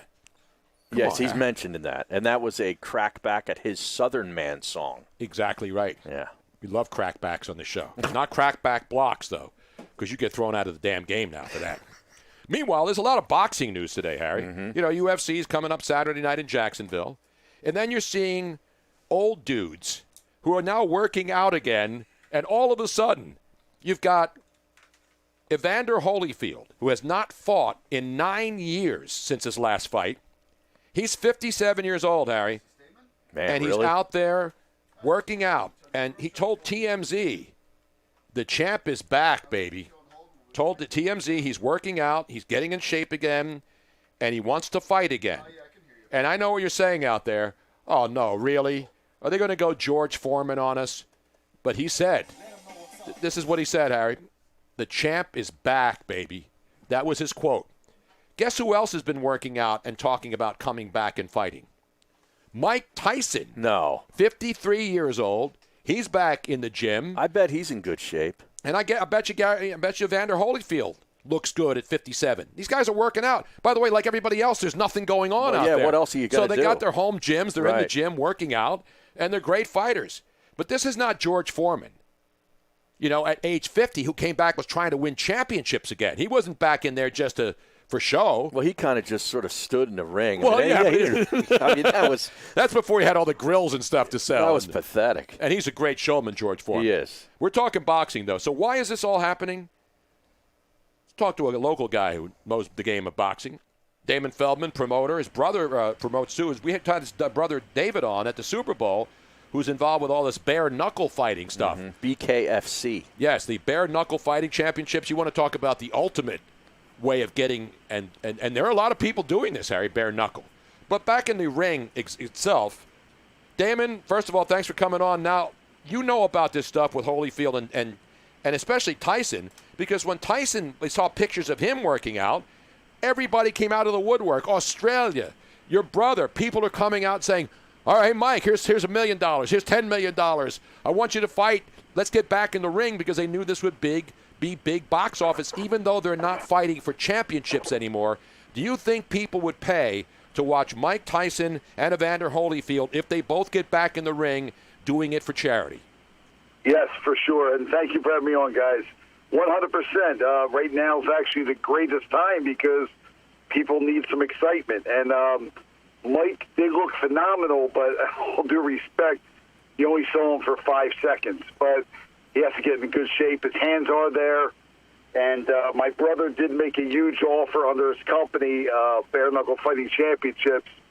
But ironically, at the same time, I reached out to Buster Douglas to see if he would step in the ring in a celebrity boxing match against Mike Tyson. So I'm still waiting to hear back. But hopefully one of these things works. But I think it's a phenomenal. Vander Holyfield's in great shape. I know him. I've seen him. We spent some time together. Yeah, that's the best shape guy right there. Yeah, and he's 57. And as we know, we're talking about, remember, when George Foreman came back, he was pudgy, but he was always a big guy, and he was never really cut. He was never ripped. Yeah, he was never cut like these guys who look like Adonises, but he was one of the all-time greats. So he came back, and people paid to watch him fight, even though, as Harry said, he pretty much stood around in the ring for a couple of rounds. Oh, yeah. Yeah, for sure. I mean, but it's different with Tyson, man. People want to see him because you don't know who's going to show up, what he's going to do. And just Mike's more of an entertainer now, but he's he was smart. He put that out there as a business ways to do that video of himself, and he has the world talking now. So it's amazing. And the best part of this, Damon, is the fact that both guys say they want to come back to fight, but they want to do it for charity. They're not trying to win belts. They're not trying to prove to the world that they can still fight and beat young guys again. They want to do it both for charity. In fact, Evander Holyfield has an organization called #Unite4, the letter 4, our fight. And it's to raise money for kids who need emotional development and education. And Tyson says he wants to fight for charity as well. So who wouldn't want to watch that? Two guys who have already fought twice. Remember 1997, the ear got bit off. And by the way, Evander Holyfield's 2-0 against Mike Tyson. Exactly, yeah. And it would still be interesting there, but I really think, Tony, the match is him versus Buster Douglas. That was I know Buster, he fought in celebrity boxing a little. That would be the 3-round redemption for Tyson to get the match and donate to charity, because I think more people be more interested in Tyson versus Douglas than Tyson versus Holyfield. They've already done it. Holyfield showed he dominated Tyson then. I don't know what he'd do now, but who knows? Yeah, I watched that original Buster Douglas-Tyson fight a long time ago. But what kind of shape do you think, what kind of shape is Buster in right now? Well, he trains at the gym. He trains some fighters at the gym now. He's not doing too much in Columbus, Ohio. Mm-hmm. But, if it's the right, everybody's up for a right payday, especially now with times very tough with everyone. It could be a pretty interesting. But my brother has it set for bare knuckle.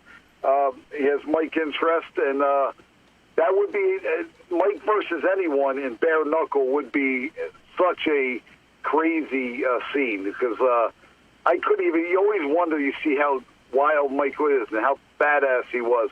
Excuse me, our language.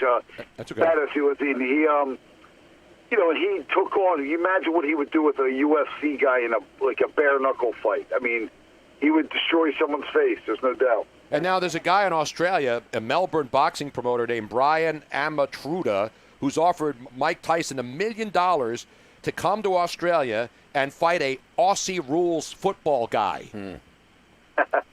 That's like a celebrity boxing match. It's crazy, man. Because Mike proved himself. He's back. They haven't seen him box. And when they saw the video, they're like, damn, because there's nothing else going on right now.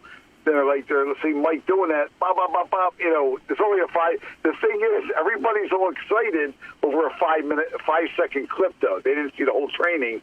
But it's interesting, man. It really is. Well, because Mike Tyson, if he trained to be back, because you mentioned there's all kinds of videos that he posts on Instagram, and you can see how fast his hands are. Mm-hmm. I mean, he's out there goofing off. He's not fighting with people. He's just showing these people, look what I still got left, because there's not one thing that's indisputable is the fact that this guy, his hands and his hand speed and his glove speed and his moves, one of the best of all time.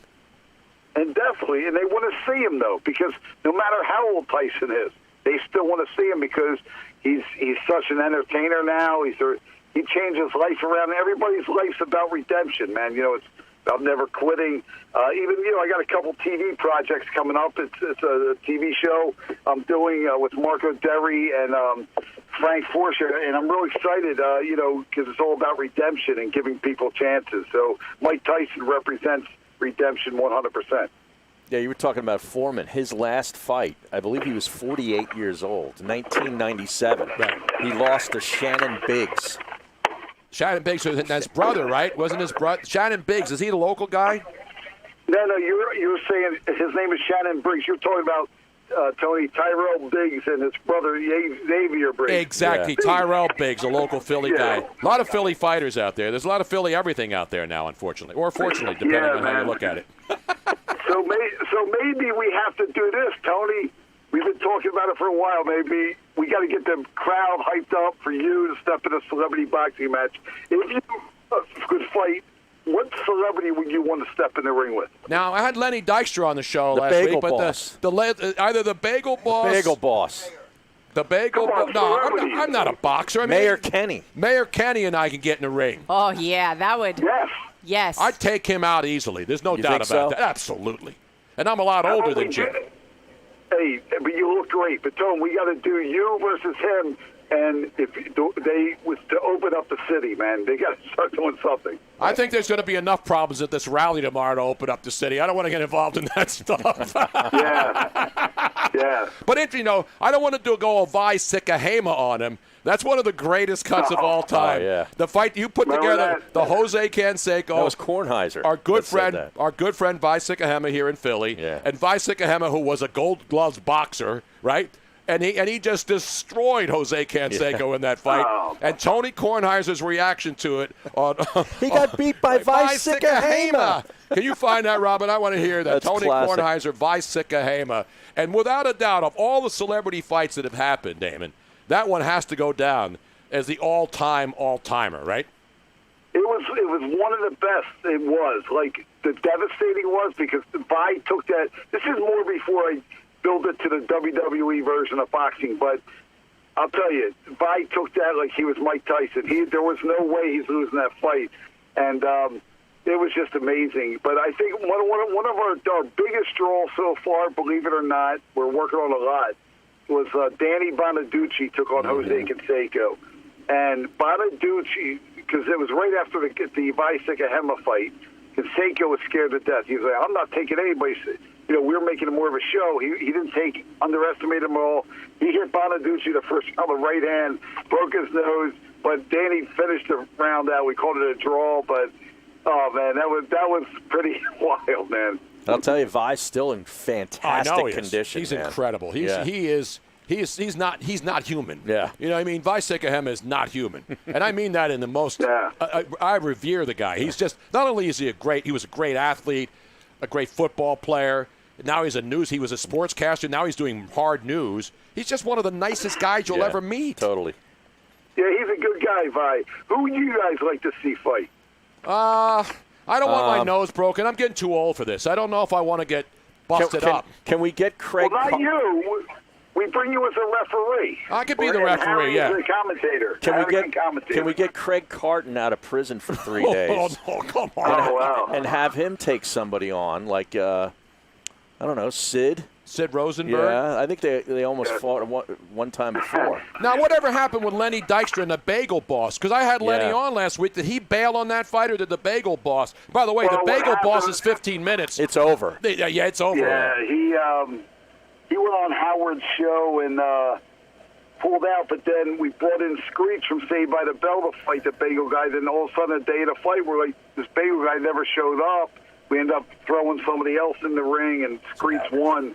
But it's just crazy stuff. Celebrity boxing's like it's a reality show in the ring, and like again, thanks to Marco Derry and Frank Forster, we're putting together behind the scenes of celebrity boxing so the world can see what I put together. From when I started, I sold my concept to Fox back in 2001, and my whole vision here was always the WWE version of boxing, and that's what we're building. Now, there's another interesting boxing story today. I'm not a I didn't watch Game of Thrones, but the guy who played the Mountain on that show, are you familiar with him? Yeah, Aaron? he deadlifted. He actually brought. Now this, I don't know if you know this. So you got the guy who played the Mountain. His name is, I got it right down here. Now Robin and Harry know that because they watch Game of Thrones. Yeah. But this guy's an Icelandic weightlifter, bodybuilder, right? He's a weightlifter. Yeah. The guy broke. Haftor Julius Bjornsson or something, I think. His name is Haftor Bjornsson, the mountain, Icelandic strongman. He's 6'9", almost 440 pounds. Yeah. He's challenging the guy who set the original dead weight record a couple years ago, 2017, which was 501 kilos. That's 1,104 pounds plus deadlifted. So this guy Hall, he's from, he's Brit. He's a Brit. This guy Hall is 6'3", 361. So he's got a 79-pound weight disadvantage, a 6-inch height disadvantage to this guy, the Mountain, and they're going to fight. They just each signed contracts for 7 figures to go into the ring. Now, where's that going to take place? They haven't announced it yet, but they're both on the internet, trash talking each other because the Mountain guy broke Hall's record, and Eddie Hall is the guy's name. And Eddie Hall's on there signing his contract, and there's profanity in it. I'd play it because it's really funny stuff of him talking about, you want to go, let's go. But you look at that disadvantage now. These are monstrous men. How do you do a fight with a guy who's 6'9", almost 440 pounds against a guy who's 6'3", 361 pounds? They'll be coming out just throwing bombs, so I couldn't see it last more than a round because if they didn't knock each other out, they'll definitely be out of gas. There's no doubt. But I hear what you're saying. It's amazing. Yeah, that was a new world record, that deadlift. Yeah, the 501, and then the Mountain came back. The first guy, Hall, he's the guy who set the record. And then the Mountain guy, he went out there and beat it. So now these guys, obviously they're going to build it up. Would people, you know what? All these Game of Thrones people would watch that fight. Well, yeah, I'd watch it. I'd watch it. There was the great fight between the Mountain and the Hound. Yes. Remember in Game of Thrones? That was epic. The Mountain and the Hound. Bob Kelly was in there, the former Flyer great Bob Kelly, the Hound. I love Bob Kelly, but this Hound would destroy they were Bob brothers. Kelly. In Game of Thrones, they played brothers. They found another big monstrous guy in Game of Thrones. He's pretty big too. What happened to him? He didn't make it. He was killed by the He Mountain. didn't make it. The Mountain kill him? Yeah. Was that the guy in the scene where they say, shame? No. Now, that's when the chick was naked, right? Here, I'm going to show you. That's the Mountain right there. The deadlift is on there. Yeah. 501 kilograms. What have you ever deadlifted? What's the most you've deadlifted, Damon? I think about 250. I'm not into the deadlifts. I work out all the time, but that's no joke. It's bad on your back, but if you can lift that type of weight, you're an animal. That's 1,100 pounds. Yeah. That's 1,100 pound deadlift. Yes, I That's did. ridiculous. See, and so I didn't have to have my math skills exposed on the show again. I actually did kilogram to pounds conversion before the show. Did. That's not easy. That's not easy. That's almost impossible. Look at that. 1,100 pounds. Look at how much the bar is bending. Even the bar can't handle it. That's crazy. So you see what I'm saying, Damon? Everybody wants to see boxing. It's one sport where everybody says it. Go into a ring and settle it because you can always argue this guy would beat that guy and this celebrity would beat that celebrity. Yeah. Well, it's funny how you're saying this because I'm about to sign a pretty interesting character, part of one of the hottest shows out there. It's, I can't say anything because I have to release it through my deals. But wait a minute, are you withholding information from this show just like John McMullen did last hour about the Eagles' schedule? Here's another embargoed situation. Dude. I don't know, but I bet Robin will like this fight because if she's a fan of this type show. I can't say anything yet, but I'd love to come back on you guys' show. I love you guys, and it's honest. Actually, my first time on your guys' show, and I appreciate you having me. Well, Robin likes it because she says you guys is too. I do. I say Yes. you guys is. I think it should be part of the Webster's Dictionary. Tony keeps pointing out that it's not in it and that I'm wrong, and I'm like, well, it should be. It's better than yous guys or yins guys, like they say in Pittsburgh. Yinses. Most of my language is all out of control anyway, so Exactly. I just speak street talk, I think. I don't know. So wait a minute. So you're saying that there's a woman involved in the next celebrity boxing No, event? it's gonna be a guy. You're gonna hear it. Usually, so how I do my fights, I normally release it on TMZ. Then I always, normally for the national level, Howard Stern, and even you guys. I love to We're hear on the when you guys- national level here. You're holding back no, on our Tom, new you show. guys- We're on Sirius XM 211, man. We're on Twitch. You guys are stars. Listen, I'm honored to be on your show, man. I'm not a regular except for Howard Stern now. I mean, but I love to do your show all the time. I do wild stuff, and I got a lot of wild things coming up, and also my movies in the works about my life and career as an undefeated fighter and celebrity boxing promoter. It's called The 16-Minute Man. David Greenberg wrote the script. You can go to 16minutemanmovie.com, and we're hoping to release this by 2022-23. Yeah, Damon, And, actually, I was just reading the article about the 16-Minute Man, and you gave a little synopsis about what's in it. And congratulations. I mean, talking about coming from Broomall. I mean, nobody comes out of Broomall No, except John but- Kincaid. John Kincaid, And Bernie from Broomall. And Bernie from You Broomall. made it out of a very, very dark place in your life for a while, and what you're doing now is absolutely fantastic. So congratulations. Hey, Robin, thanks a lot. And I want you to know, like, I'm very free to speak about my story because I do a lot of shows, TV. I hit a brick wall, man. And one thing I'd love to say on this, because it's a bad time, people can't get depressed. I was watching my dad die. I got into drinking bad, and it was ridiculous, man. A stupid situation with my ex-girlfriend, and I really paid the price. 13 months in jail, I got out, but I'm all about redemption in life, and I'm all about the ending result. I don't care about what people say because I know I'm a good guy and I mean best for people. I want to help people. But what I'm saying is, with this quarantine, don't drink. Work out, don't drink. Do your I do sit-ups, both. push-ups. Yeah, Harry's got it mastered. I know. Yeah. I don't want to see. I know, funny-wise, guys. I just don't want to see anybody get hurt because, honestly, these are times you can get hooked and become an alcoholic and drinking, and it's just not good. I just want to see some people redeem themselves. And the person I'm gonna sign next week, Robin, I'd love to circle back around with you because I'm pretty sure you'll be a fan of the show. Probably you guys will too. And we'll talk more. But it's all about redemption. Thank you, Robin. I want to see a couple of Bachelor guys go in there, and instead of getting handed a rose, they get their asses handed to one another. And they both just beat the hell out of each other, and both guys go down again. And I'll be there counting them out. I'm watching both Todd of those Bridges bums. knock out Vanilla Ice right now. Oh, Todd Bridges and Vanilla Ice? Yeah. I did that fight. Yeah, that was wild, I know. man. I mean, you would think Vanilla Ice would be a street he was top terrible. guy, right? He was terrible. Really? That one was a surprising finish. He was good at home construction, but he's bad at self-destruction. Well, you know what? Wait a minute. You know why, though? Todd Bridges spent time in jail where he probably learned a lot. Hey, different strokes, Hey, man. You know what I'm saying? Hey, whatever. And that was facts of life, right? Todd Bridges has a nice jab. Did you train Todd Bridges? Yeah. No, but listen, Todd Bridges, I swear, Vanilla Ice went into that thinking it was like he was a joke to knock him out. And Todd hit him, caught him in the first round, and it was just like the real separation with me and Dick Hart Productions was when they wanted to make Joni Lawler China take on Buttafuoco, because Buttafuoco fought for me a couple times. He actually fought Amy Fisher's husband and Amy Fisher's husband knocked him out. So crazy stories, and Amy Fisher fought Octomom in Hollywood for me. But when they wanted to do that fight, I was like, this is bizarre. How are you going to let it? And Buttafuoco was trying to knock her out. It was bizarre. And Joni almost knocked him out. So, but yeah, it was a little wild. Wow. Thinking of all these great boxing, man. I mean, when you got the Octomom, and you had all these, and the Bagel Boss could have been a contender. Tanya Harding.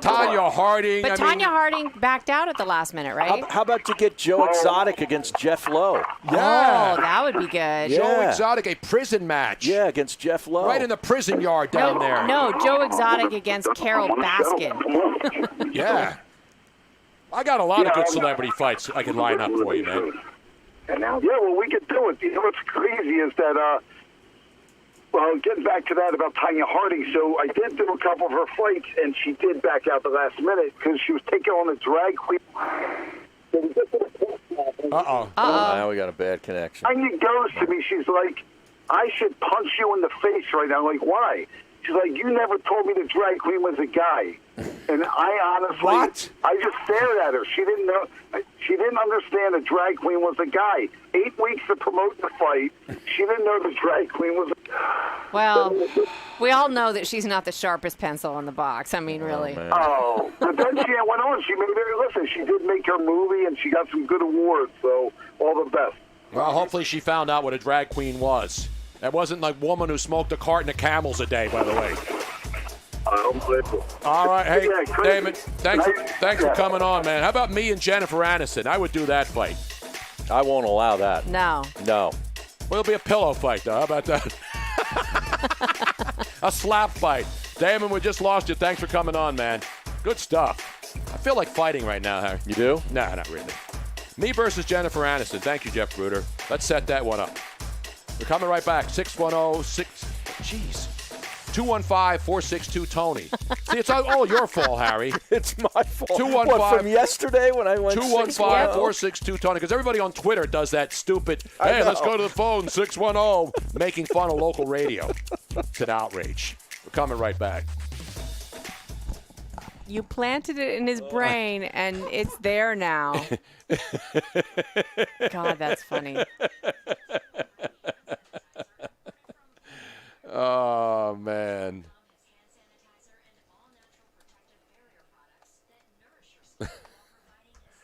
See, that was good. Was that not good? That's great. Tanya Harding against John McMullen. Your That's AJ in San Antonio on the Twitch stream. Swiss cheese. How about the Philly Swiss cheese masturbator versus the fire disgraced Philly news reporter, Colleen Campbell? 610. 610 for life. I know, but I always had 215s, but then I think it's IP's 610, right? Yeah, now there's 484. I know that, but I mean, that's the joke because that's what they always say. 610. IP and 950 was, and then. Yeah. So they're all 610, 632. 888 number. I completely forgot about the Todd Bridges and Vanilla Ice fight. Yeah. I vaguely remember it. But the best is the Viceka Hema from Tony I Kornheiser. tried finding the Kornheiser cut, and I was not able to find it. It's got to be out there, right? Because everybody has it. I think I used to have it. From PTI. Yeah, it was from PTI because they played the highlights. We should do the AI thing here now. Okay. You have that cue? No, I wasn't going to go to that at short notice because we didn't have it. We had a short segment, so there was no way. When I said the NBA, I had the play-by-play. I didn't mean I would have said AI. I originally thought that that's what you meant, and then I was like, well, maybe he's going to throw me for a loop and just go for something else. I needed a little bit of better hints. I said poor footwork, said M. Johns who.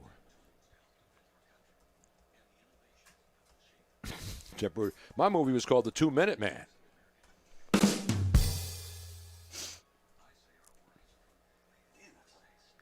Let's get it back to John McMullen. It's Kevin Cookie. Okay, so 7 minutes in. 7. Okay, it's queued.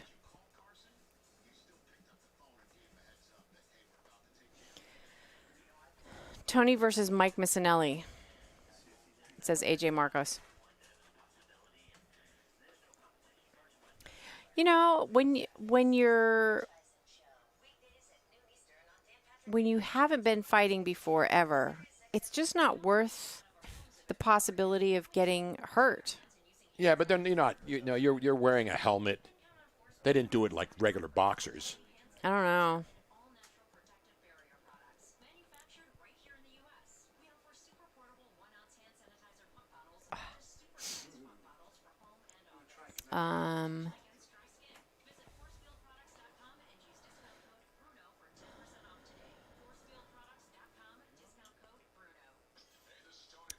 Harry, who do you have, Mickelson and Brady or Woods and Manning? Tone, 22. 22, I got it. Tony versus Welcome back to the Tony Bruno Show with Harry Mays on Sirius XM 211. Always good to talk about the squared circle, Harry. Harry and I have been to many boxing events in Vegas all over. Robin and I have been to many big fights in Las Vegas. Even though it's a brutal sport, there's something glamorous about it. Well, there is, because all the big stars come out, and you just know it's a big event when you walk in. The first time I went to that MGM Grand Arena. Yep. And when you sense the knockout, there's the hair on the back of your neck stands up, and the whole building. Absolutely. There's an energy in the building like there doesn't exist for any other sport. And it's really strange. And I never understood it until you I saw it in experience it. person. Yeah. Because when I would watch boxing on TV, and I think I figured out why, is that one, you don't feel that energy that you do in person, but when you're watching it on TV, they also show you all the close-ups and the slow-mo, and you see the facial gyrations, and it just looks so much more painful. In real life, everything happens so fast. Oh, it's real. You don't see it's anything. painful. It's painful. No. It's painful. You don't But see you it. don't see it. Right. You don't like look away and go, "Oh my God, that's just awful." Yeah. Why would they do that to each other? When you're there and you're feeling the energy and everything happens so fast, you're just going with it. And you're like, "Yeah, hit him again." It's hit incredible. You suddenly become into this Well, sort of. if you bet that guy, then true. you hit him again. Exactly. No, one of the most ridiculous fights. Robin and I were there. Was the Pacquiao? Was it Pacquiao Bradley? Pacquiao Bradley. Yeah. Everybody in the arena was leaving. Oh, Pacquiao won. Yeah. And then all of a sudden, Robin and I are walking our way down to the floor, to the ringside, because we were up in the press area. Yeah, the whole Philippine contingent. Oh yeah, I mean, and I was a total Pacquiao because I had the Filipino connection, so I'm like, woo!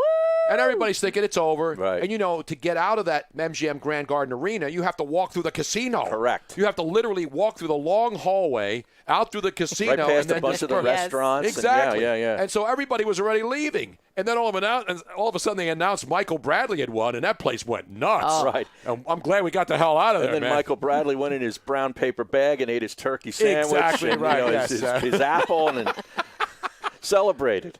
We got to get Michael Bradley back on next week. Maybe he should do celebrity But boxing. Pacquiao he was that fight was stolen. That's a good one. The Bagel Boss against Michael Bradley. They're similar size. Oh. Yeah. I think the Bagel Boss is a wimp. He got his 15 minutes. Michael Bradley has a lot of anger pent up. Actually, but remember, the Bagel Boss guy was a fraud. He had was. everybody believing that first video of him standing in line was legit, Right. and it was a setup. Right. And so he became a viral sensation, and then everybody said, "Oh, what a funny guy." Has he done anything in the last year? Not that I know I don't think of. so. Is he still what online? about Michael Bradley versus Johnny Marks? Because they already almost came to fisticuffs before, right? Really? On air, right? No, that was Gonzo and Michael Bradley. John and Mike- Gonzalez it was and John Michael Bradley. Gonzalez Yeah. and I feel like Michael a matchmaker here now. Yeah. It's ridiculous. By the way, you know what today is also, Harry? We gave you that today was the 8-seed Nuggets knocking out the top seed Seattle Supersonics back in 1994. But on this day, Harry, where were you on May 7th, 2002? 18 years ago today. I'll set the stage. 76ers and the Lakers in 2001. I was out there. Sixers stunned the Lakers in Game 1 at Staples Center. Everybody's going crazy. And then the Sixers get swept out of the way. Right. Come back next year, a lot of high expectations. Allen Iverson was an unbelievable little guy who was chopping down mountains, going through everybody to get there. Shaq and all those great players on the Lakers. And then the season ends with a first-round exit in the following year in 2002. So the smoke clears. To the Celtics, wasn't it? I think it was to the Celtics. I think it was the Celtics. And so what happens, day goes by, and then they come back and do the end of the season news conferences. So Allen Iverson gets up on the podium, the finale, and he starts talking about the questions where Larry Brown and you guys get along? Larry Brown, is he putting the shackles on you? Do you guys get along? Do you hate one another? What's going on with Larry Brown? Do you want to leave? Do you want to be traded? Are you tired of the 76ers? Do you want to play somewhere else? That's how it all started. And then eventually it got down to, well, Allen, I'm hearing, you didn't go to practice every day. And then this magic occurred. But it's easy to talk about. It's easy to sum it up. when you just talk about practice. We sitting here, I'm supposed to be the franchise player, and we're in here talking about practice. I mean, listen, we talking about practice. Not a game. We talking about practice. Not a game. Not the game that I go out there and die for and play every game like it's my last. Not the game. We're talking about practice, man. I mean, how silly is that, man? We're talking about practice. I know I'm supposed to be there. I know I'm supposed to lead by example. I know that. And I'm not shoving it aside, like it don't mean anything. I know it's important. I do. I honestly do. But we talking about practice, man. What are we talking about? Practice? We're talking about practice, man. We're talking about practice. We're talking about practice. We ain't talking about the game. We're talking about practice, man. When you come in the arena and you see me play, don't you? Absolutely. You see me give everything I got, right? Absolutely. But we talking about practice right now. But it's an issue that you're We talking about practice. Man, I hear you. It's funny to me too. I mean, it's strange to me too. But we talking about practice, man. We're not even talking about the game, the actual game, when it matters. We're talking about practice. Now, is it possible, though, that from where he's coming from, if you practice... So then he's asked a question by a female reporter, and then it resumes again. Not the practice part, Robin. What did he say next about his teammates and not being there at practice, not making his team around him better? How the hell can I make my teammates better by practicing? I make them. They're supposed to be used to playing with me anyway. Those my teammates. So my game is going to deteriorate if I don't practice with those guys. Is my game going to get worse? No, but could they get... So there you have it. I went through the whole 30-minute montage today. In the beginning, it starts out with her just asking him about Larry Brown, right? Mm-hmm. Do you want to move on? Are you tired of the Sixers? Is it ready to move? And blah, blah, blah. And, so he said, hey, last year we went to the finals and everything was okay. This year we lose in the first round, and now it's all my fault because I didn't go to practice. This is still one of the all-time great, and two of the best drops that I pulled from that I use to this day. Back to back. It's funny to me, too. And then he said, I hear you. Yeah. I hear you. It's funny to me, too. And he says those back-to-back with a pause. Phenomenal. There's so many other great sound bites from that. And how many times? Because you remember in the song Ain't No Sunshine When She's Gone? Yeah, Bill Withers. Right. Who I believe passed away not that long ago. Recently, You counted how many times he says, I know. And that was always one of the trivia questions on music stations. Mm-hmm. How many times did Allen Iverson say practice in that rant? I'll say 20 times. Close, Harry. Yeah? I believe the actual retail price, and you stayed under the total, so you will be in the Showcase Showdown, Harry. 22 times Allen Iverson says practice. Okay, I did not know that. I just took a guess. 18 years ago today. Now, that led to... Oh, yes. This is even better. Ann Iverson, his mom, in 2002. This is the same era now. Mm-hmm. Now, remember, this is before the Sixers were eliminated. This was in March of 2002. The Allen Iverson rant was May 7th, 2002, after the Sixers were eliminated in the first round. I always thought that this was no, this was leading up to it because the stories were circulating that Allen Iverson threw his wife out of the house. And there were all kinds of issues at home. So the media shows up. We just got to get a taste of this. This is Ann Iverson in her driveway being accosted by the media. Don't go through up and down. Come on, get a grip. Because AI is AI, we got to go through that, and we'll go through it. Do ups and downs include throwing your wife out naked? Excuse me? Do ups and downs include throwing your wife out naked? Girl, get out of my face with that crazy stuff. That's hearsay. Where you get that from? That's hearsay. Because somebody told it to you? True. Did Tawana tell you that? Yeah. I'm asking you. Don't ask me nothing. Did Tawana tell you that? I haven't spoken with Tawana. All right, then. Don't go there with me. Don't go there with me. Don't go there with me. You want to keep it real, you keep it real with me. Because I ain't for no games, okay? Ladies and gentlemen, that is a beatdown. She delivered a beatdown to that reporter. Boom is that is just awesome. I can listen to that all day Me on too. an endless loop and never get tired of it. Me too. How That many is one of times- the greatest motherly beatdowns of the media Yes. ever. How many times since then have we all used "Don't go there with me"? Don't go there with me. All the time. It's Hall of Fame stuff, Harry. Man. God, it's so good. I We may have to play that every year on May 7th. I ain't fronting no game. That is just spectacular. Speaking of spectacular, Joe Buck will be joining us in the next hour. Stick around. We're having fun. 'Cause I ain't fronting no games. That was awesome. Just awesome. Didn't want to tell you that. Every single thing she says in there is a drop. Yeah. Every single thing that she said was pulled for a great drop. That had to have 6 or 7 really good drops just in that one little tirade. Not even a minute. Don't go there with me. To want to tell you that.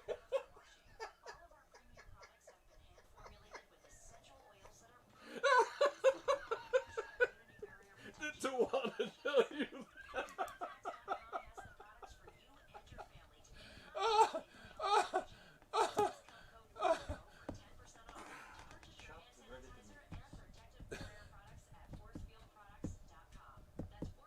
Still connected? Been Rob again, eh? Yeah, we're still connected. Oh, how do you find the thing for some metrics for it? You did? Yeah, it's quality. Quality is just the general one where it's reception quality is good, but there's right next to it is just metrics, and then I mean it's not. Okay.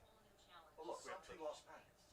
Yeah, so No jitter. I mean, that's a dollar low.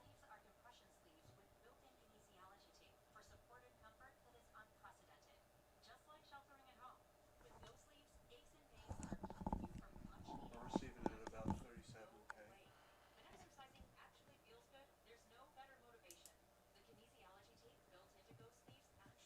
is it set for Gina at 722 on the return just because we aren't using the return for anything? Right. I think we are. Are we both ways, or what are we going out? Oh, it is. It's both ways. We set to whatever they ask for. Okay. Yeah, I mean, I was going higher to. than GDOT, but What's that? you think they want it's a talk show, so they're fine with it being Yeah, pretty. it's also going in mono. It's in stereo mode, but we're sending down one side. So we have we have instead of it being left right, think of it as A B. So we go channel A, channel B. We can do multiple locations. Okay, yeah, because I don't have anything plugged into the right side. Right, input right. At the moment. Ron, did you see what Wendy's is doing? What with their beef? They're jacking up their prices. Welcome back to the Tony Bruno Show with Harry Mays on Sirius XM 211. Always problems everywhere, Harry Mays, except here. This is Tranquility Base here. The Eagle has landed. The bald eagle, Tony Bruno, Harry Mays. The man with hats every single day. Now, Harry's got a hat that has a cow head in it. Yeah. And then a golf club and an iron in his mouth. What club is that, Harry? Stonewall. Stonewall? Yeah. What the hell is a cow with an iron in his head or through his mouth? It's not in his head. It was a farm. And where is Stonewall? It's about 45 minutes northwest of Philadelphia. So it's a local track, as we like to call it here, right? Yeah, track. I don't like that. Never heard of that. Yeah. You don't call it a track? No. What do you call it? It's disrespectful. It is a track. It's a course. Jesus. It's a second, what they call a second club, where guys who are members there are members at other clubs primarily. Like Matt Ryan's a member at Stonewall. Good for you. Yeah. It's phenomenal. Wow. Really, Harry? It's a good logo, too. It is a good logo. Yeah. I thought it was some ice cream shop out there in Berks County somewhere in It's Reading. close. It's actually in Berks County, I think. Now, would Chester you know, or Harry? Berks? You see Harry's hat? Not Harry the hat. It's in Chester County, actually. It's got a green, like a military army green, right? Mm-hmm. What would you call that green? Yeah, that's like a khaki green or whatever. It's a good green right there. and then he's got a cow head in a circle, and then in that cow head, it's not rammed through its nose. He doesn't have like the bull thing that the bulls have, the little circles it's in his mouth. That goth chicks have like in a their mouth. pitching wedge in his yeah, mouth. he's just holding it. He's not eating it. He doesn't have it impaled through his nose like chicks do. You like that when a chick has that little circle ring in her nose? It's not a deal breaker, but I don't really like it. It makes it easier to get them home at night after, you take her out to a bar. Maybe she has one drink too many. Yeah, I don't like those. And then you, at least you can't lose them. It's like the kids on the leashes now with the parents. You know what they're traditionally called? They're called slave rings. Is that what they're called? Yeah. I don't know why anybody would want them in their not nose. about that. Now, people are seeing the T-shirt today, the sweet shirt that I am wearing today. They can get that. You can buy this now to wear in the comfort of your own. What is it called? Quarantine? Not quarantine. It's not social distancing. Abode? No, it's another word that they use. It's one of the buzzwords. Why don't you write these down? Because I know social distancing. I know something at home. Not Stephen at home. Shelter in place. Shelter in place. That's it. Thank you. Yes. When you shelter in place. Yeah. You can wear this proudly. Or even when you go out. Play Action Reel says, I just bought mine a few minutes ago. There you go. There you go. These go work at wet T-shirt contests whenever they're back in business. But they're a quality item. It's not a thin shirt. No, it's not a cheap T-shirt. This is gilded. It's quality. And by the way, this is not just some stencil on here, right? How's this baby put on here? No, it's screen print. Screen printed. Screen print. And the fabulous Pat Kineen is wearing the first responder shirt. Yes, look at that. And on the back, turn around. On the back, it says the Tony Bruno Show with thank you to our first responders. Absolutely. You can order that. Yep. And parts of the proceeds will go to first responders. And these shirts, you can order them at TonyBrunoShow.com. Buy one for your mother for Mother's Day. There you go. What mom would not want to have a shirt that says on the front, Harry, what does it say right here? If we're going to die, let us die drunk. No. At least. There's another one that you have, right? But no, let me say, this is the motto. This is where we got it from. From this great lady up in western Pennsylvania who said this while waiting for her booze outside of a Pennsylvania state liquor store. If we're going to die, let us die drunk, at least. At least. At least. And that became one of the mottos of our show on a Thirsty Thursday. JSC 77 says, Stonewall is awesome. This Wisconsin boy played there a couple of years ago. Phenomenal. Not Stonewall Jackson. No. In relation to him? No, it's not. Are you stonewalling me right now, Harry? No, but McMullen was today. Yes, he was. He's stonewalled. I'm still annoyed with him. I am too. I may not allow him on until next week now. I'm going to put him on probation until at least next Tuesday. Next Tuesday. He will not be on this show again until at least next Tuesday. Mark the calendar. Tuesday, May 12th is the next time you may or may not hear John McMullen on this show. Which ironically is the next day that he's scheduled. Come on, Harry, don't give that away. I could have snuck him in tomorrow to do our schedule breakdown show. By the way. Well, no, he poo-pooed the whole schedule breakdown. I know he did. So screw him. Yeah. I mean, I love the guy and all. But by the way, did you see what as you get ready tonight to hunker down and pour yourself a cold one, ESPN's draft schedule release show. How long will it be on? I think 3 hours. 3 hours. Yeah. Of a schedule release show. Got to break down all the big matchups.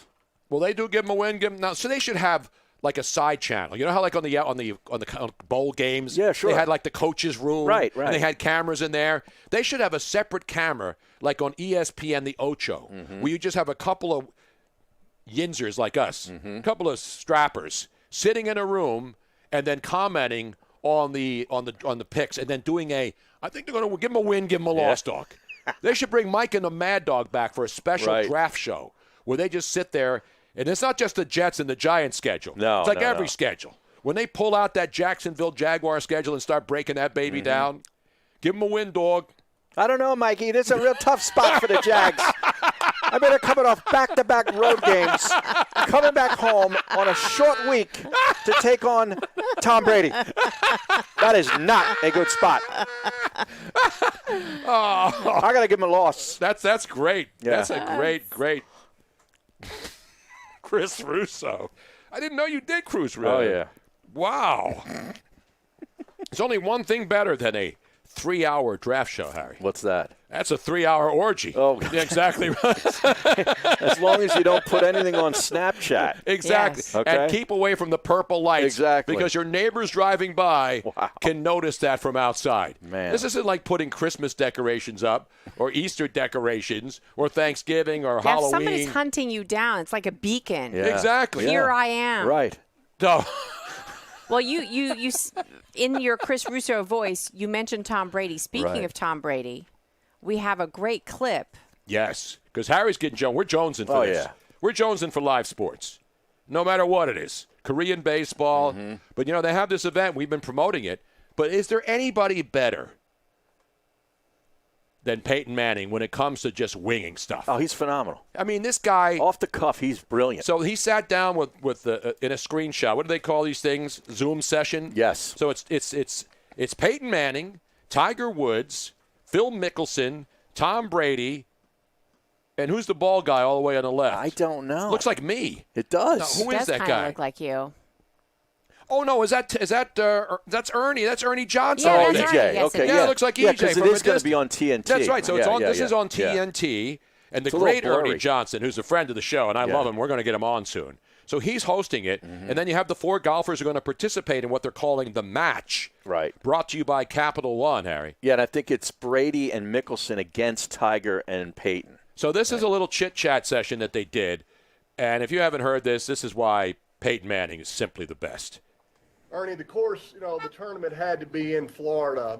After Tom's B&E arrest, with the ankle monitor, he couldn't leave the state.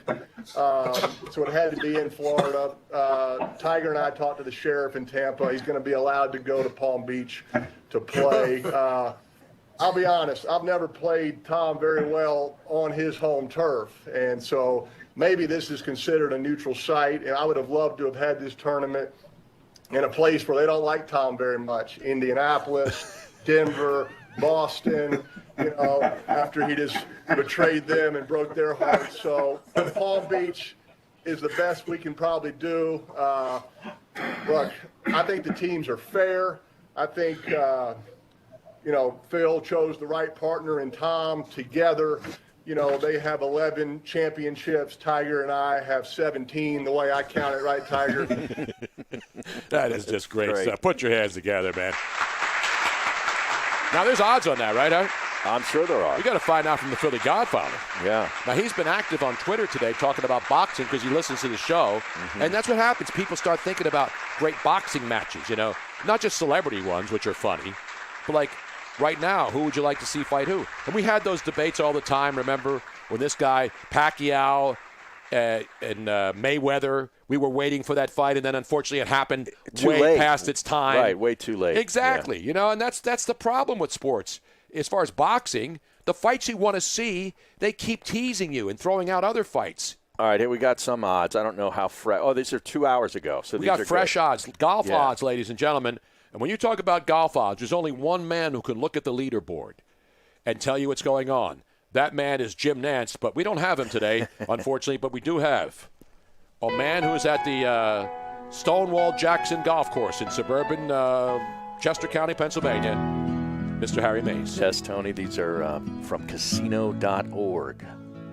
Tiger Woods, Peyton Manning, -220. Phil Mickelson and Tom Brady, +170. Can you repeat those odds once again for those people who are not golf literate? Tiger Woods and Peyton Manning, you got to lay 220 to win 100. -220. Phil Mickelson and Tom Brady, plus money at +170. You risk $100, you're going to win 170, Tone. And what's interesting, add a bottle of wine from Calling Winery. The Calling, yes. The Calling Winery out there overlooking the shadows of the 17th fairway at Pebble Beach Golf Links on the 17-mile road. Have you been on the 17-mile drive to Pebble Beach? 17 miles, sure, absolutely. Robin's been there, right, Yeah. Robin? The 17-mile drive?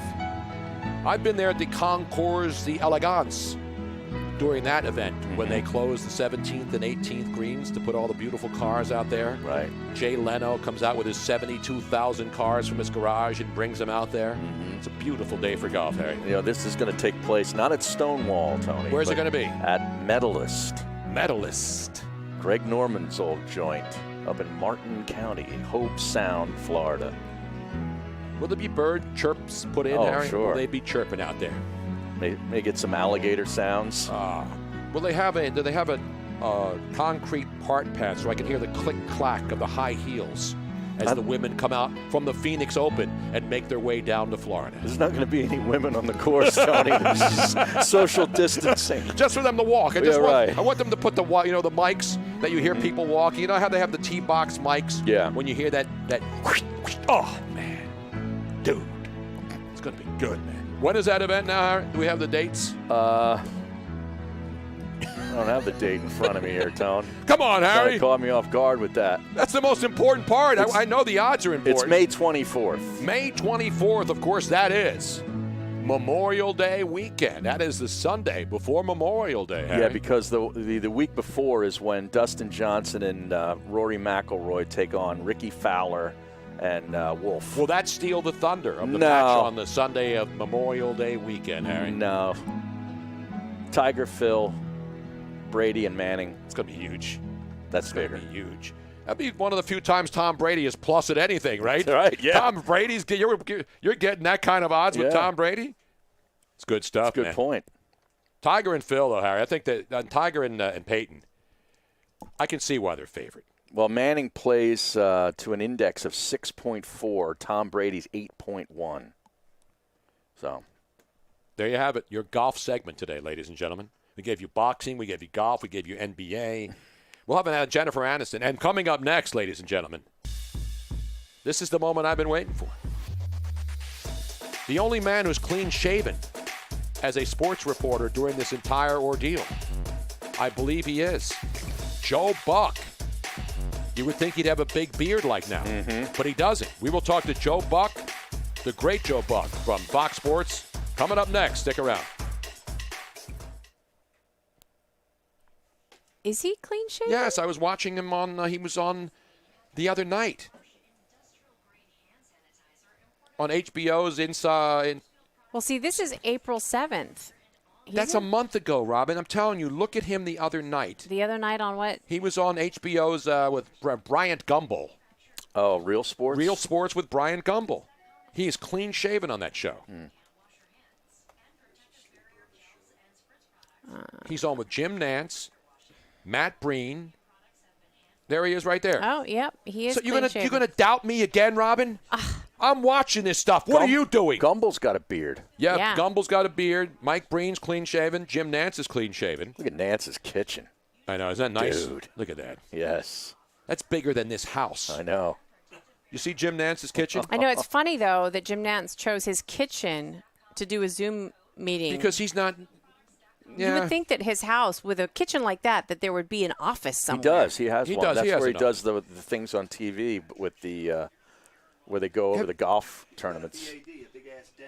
Yeah. He lives on the golf course at I Pebble know. Beach. So Robin. it's just interesting to There's me. no that little he Quonset huts on there. Have you just- been there, Robin? Hey, Breen looks like there's a Papa Shot in the back. He has two. looks He like does. there's He a has two Shot. Papa. He has two of them. He has two portable. He's in the basement. So he is in the basement. I'd like to hear him call a Papa Shot game. Yeah, you see? Bang! Bang is right. Wayne Brady makes Bryant Gumbel look like Malcolm X. That's according to Play Action Reel. That's not my words. Jeez. Nance is not a strapper. How dare you? Who said that? JMA. It's all these negative, nattering, nabob. Harry, what's your index? Dean from Loudbag asks. Your index?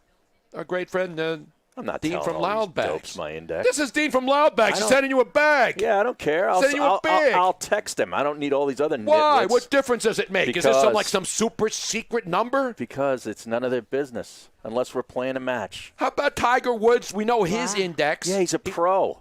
He's so secretive. Jesus Christ. You're worse than John McMullen now. I got to give you You're one. withholding information. I'm not giving these guys any information. Are you kidding me?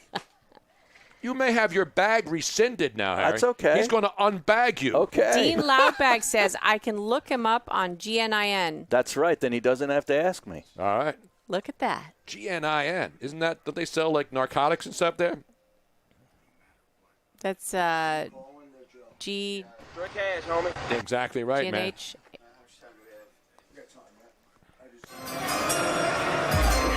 With the first schedule released tonight, at least the commissioner's not going to have to sit there and pretend he's enjoying himself. In his house? Right? Yeah.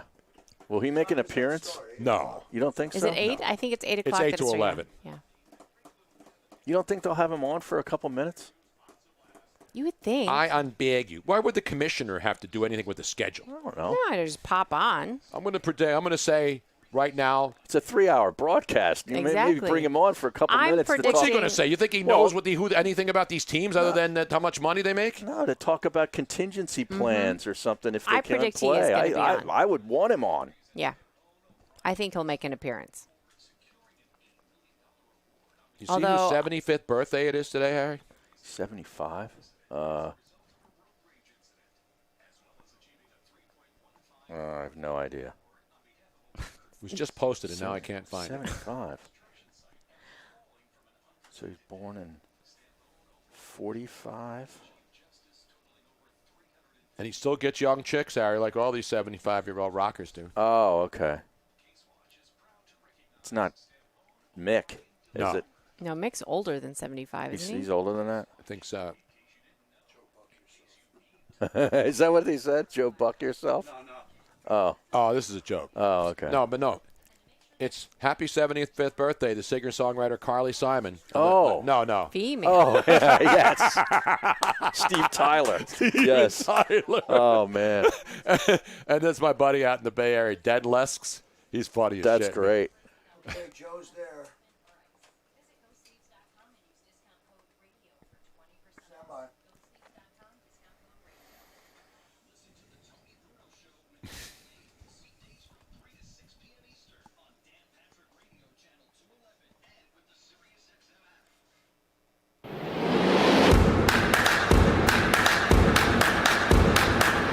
Welcome back to the Tony Bruno Show with Harry Mays on Sirius XM 211.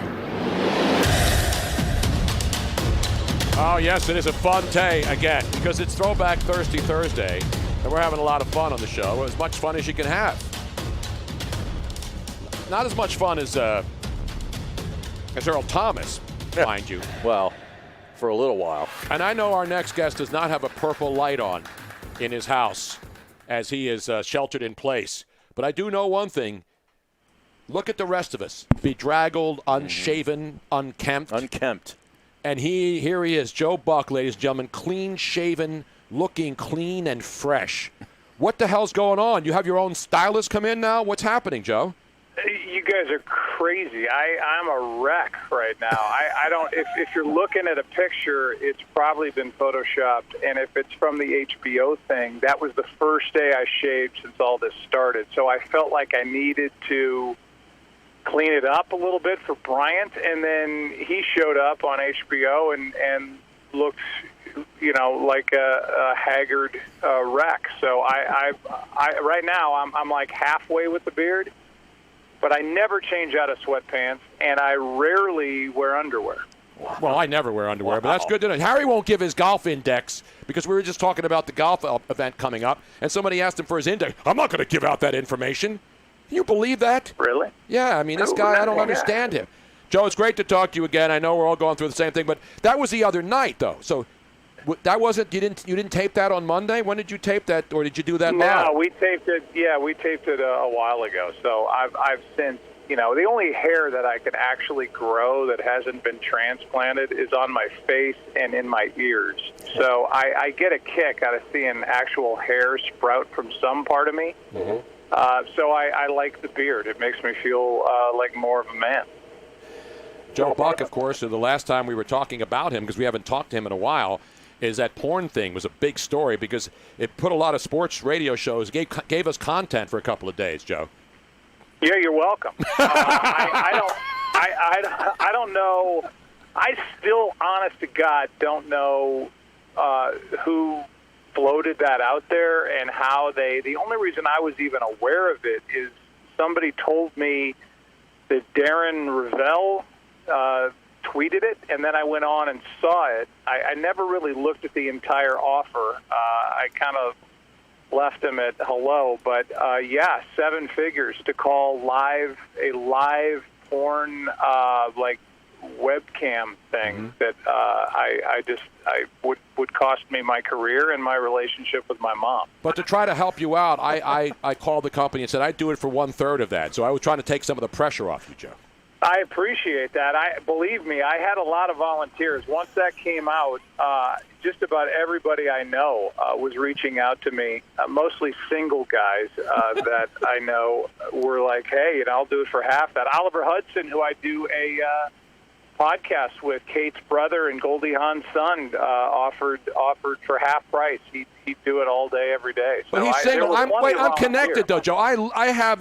I have a significant other, and then she would give me permission to do it for 1/3 of what you would have had. And you have a lot of contacts in the industry. I have a lot of industry contacts, as you know, living in L.A. for 11 And years, Joe, not only that, his mother's hard of hearing, so she wouldn't be able to would hear never that. know. She would never know. She would never know.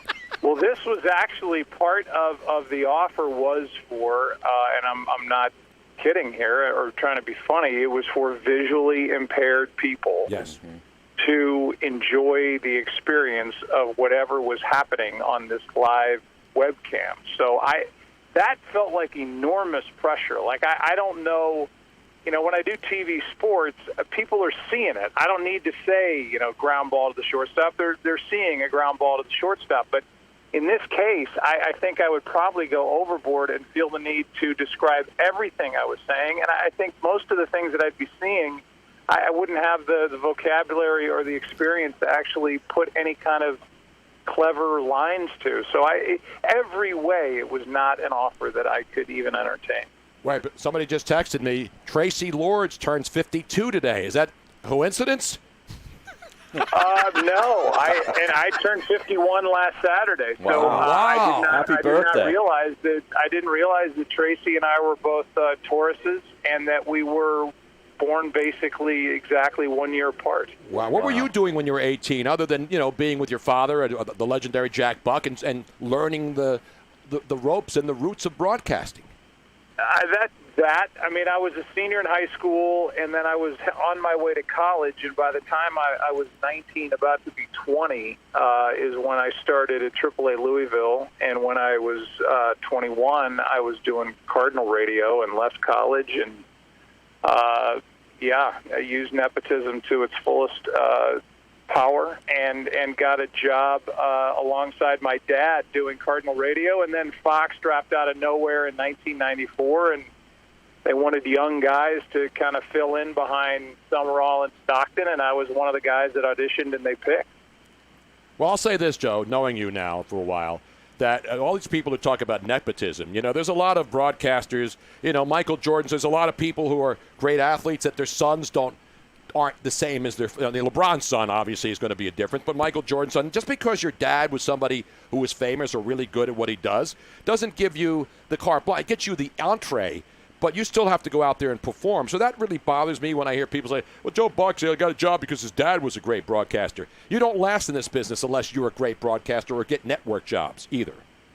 Yeah, that's the part. The whole theory kind of breaks down when you get to Fox, which is a place where he obviously never worked, and now it's been over 25 years that I've been there. And I think if he were alive today, he would be shocked that I've done 22 World Series and 6 Super Bowls, and it's blown away any expectation or dream that I had in this business. I think the negatives are that I'm going to constantly, for people in my hometown of St. Louis, I'm going to live in my dad's shadow, and that's fine. Thank God we were as close, my dad and I, as we were. And so I'll always kind of be seen as somebody who got in because of family ties. But I think the positives far outweigh any of that. I was in every National League city by the time I was 12. I was paying attention.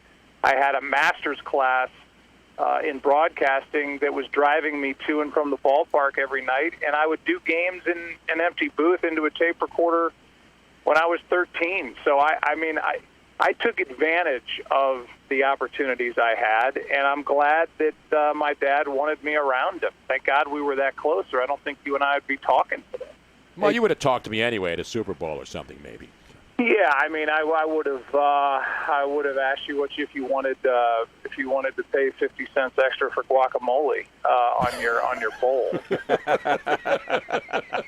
Hey, Joe, I know you've done bass fishing play-by-play in your day. Yeah. Do you think the webcam play-by-play would have been tougher than that? Nothing is tougher than doing live bass fishing on television, because somebody forgot to tell our old boss, who is responsible for me even being at Fox, and I joke about this with him all the time. He's Australian, David Hilley. He sold it to me. He's like, it's the next NASCAR. And it's so far away from being the next anything, because nobody told the fish that we were live on Fox between 4:30 and 6 p.m. on a Sunday. And I think maybe two guys caught a fish, and they were nothing to be proud of. It was the most boring hour and a half in the history of network television. That I can promise you. The only thing similar to NASCAR is both the fishermen and the NASCAR drivers have as many like advertisements on their suits. That's about it. Oh, yeah. Yeah. Well, I did it. Yeah, you're right. And we did it. It was me. I was the host. Bob Brenly was the analyst. And then Forrest L. Wood, the inventor of the bass fishing boat where you can stand on the bow of the boat and you won't fall off, was the other guy. He'd never done TV. My only experience in fish was that I had a fish tank as a kid.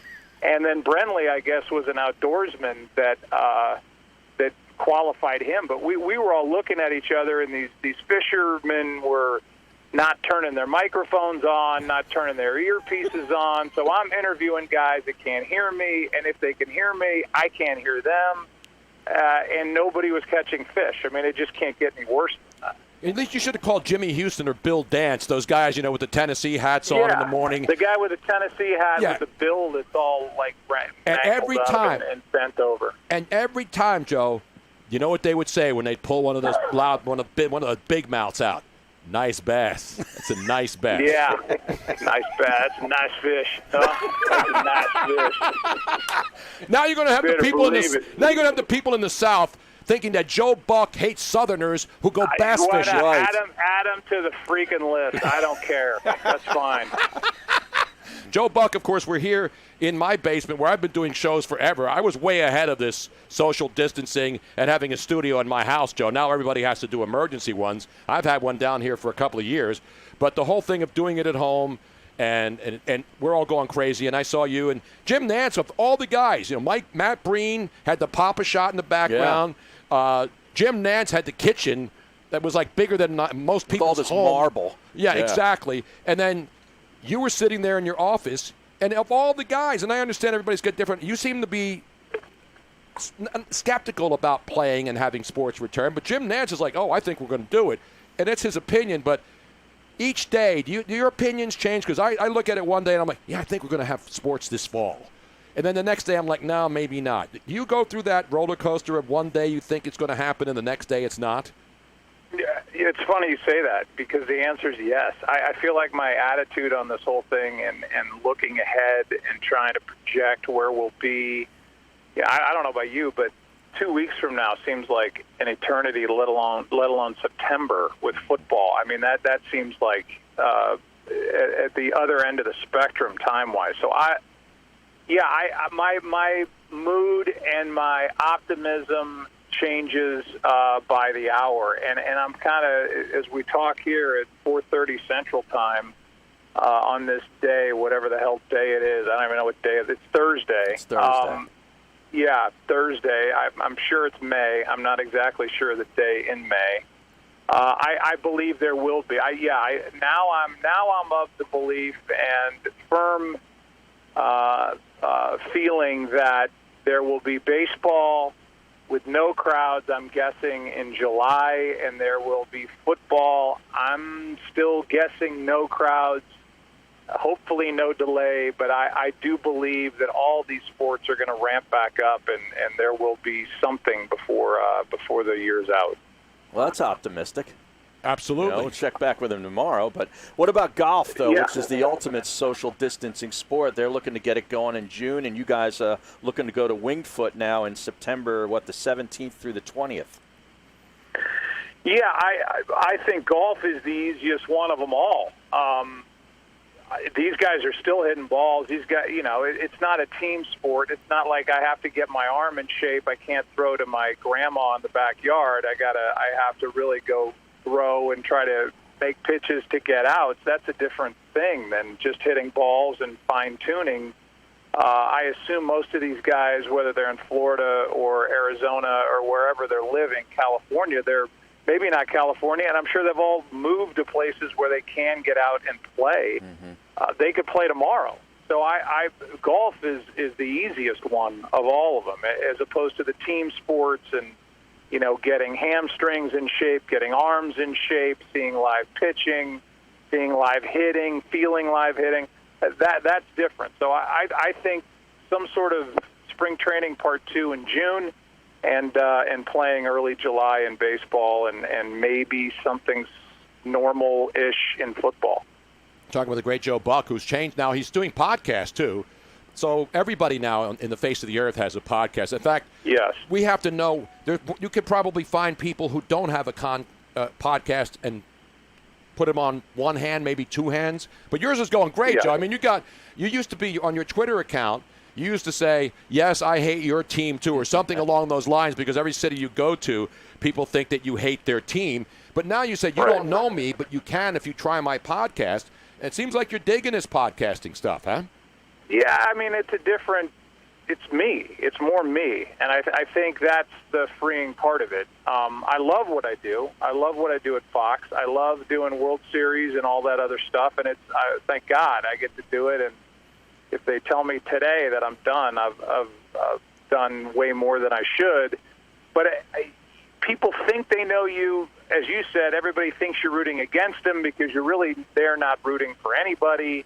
And this is just me being me. And I'm on with a great friend of mine, Oliver Hudson. I think we've got a good rapport, and we've had good guests. I mean, people are responding guest-wise, too. So Josh Duhamel, that one dropped today, but we've had Spade and Mark Cuban and Bill Simmons and A-Rod. And we're trying to get the best list of guests we can once a week. It has not been that taxing that wise, but I love it. I love just saying stuff that comes to mind, and it's kind of a raw version of me, which is really just me. Daddy Issues is the name of the podcast, so if people didn't know it's Rules of Engagement. No, it's Daddy Issues. Oh, yes, Yeah, yes. Daddy Issues is the podcast. Ollie was on Rules of Engagement and other stuff, and he's Kate's brother, and he's Goldie Hawn's son, and Kurt Russell's son in a roundabout way, and Wyatt Russell's brother. So he thinks he doesn't measure up in his family's eyes, and I am my dad's kid. So even though I'm 51 and exactly almost 1 year younger than Tracy Lord. See, you didn't know that before you came on with me today, did you, Joe? I didn't. I feel terrible. I have to get her something. By the way, your broadcast partner in the Fox NFL Sunday booth, Troy Aikman, I'm going back and forth with him on Twitter, and he says, yeah, I want to come on the show. I say, good, well, contact me because I don't have your phone number, because you guys have to change your phone numbers every 15 minutes dealing with the knuckleheads out there. And so Troy says, yeah, I want to come on the show, and then I can't get a hold of him. He's ghosting you. He is ghosting me. Well, you took me. It took intermediaries like Spida to get us together. I finally checked my Twitter, like that direct messaging thing that had messages from like when I turned 4 on there, and I saw that you wanted to have me on. So it took 2 seconds. So it should be easy to get Troy on. I mean, what else is he doing? So I'll send you his cell and his Social Security number. I want his Social Security number first. This way, maybe I can buy some stuff for Jerry's boat that the next time I go down there. How about that? But now you have a boat. Have you been on that boat? Have you been on there is a great question, Harry. Yeah. Hell no. I'm not gay. No. I assume that's where they film the show Below Deck. I don't think I will ever get on the Eugenia or something? Bravo Eugenia, I think is the name of the boat. You've been on Jimmy Johnson's boat down in Miami, the 5 Rings, right? Yeah, but that's just like him drinking Heineken and then going as fast as he can and checking lobster traps that he puts out there. I mean, that's an education, and he's on it all day, every day. No, the other is not like boating.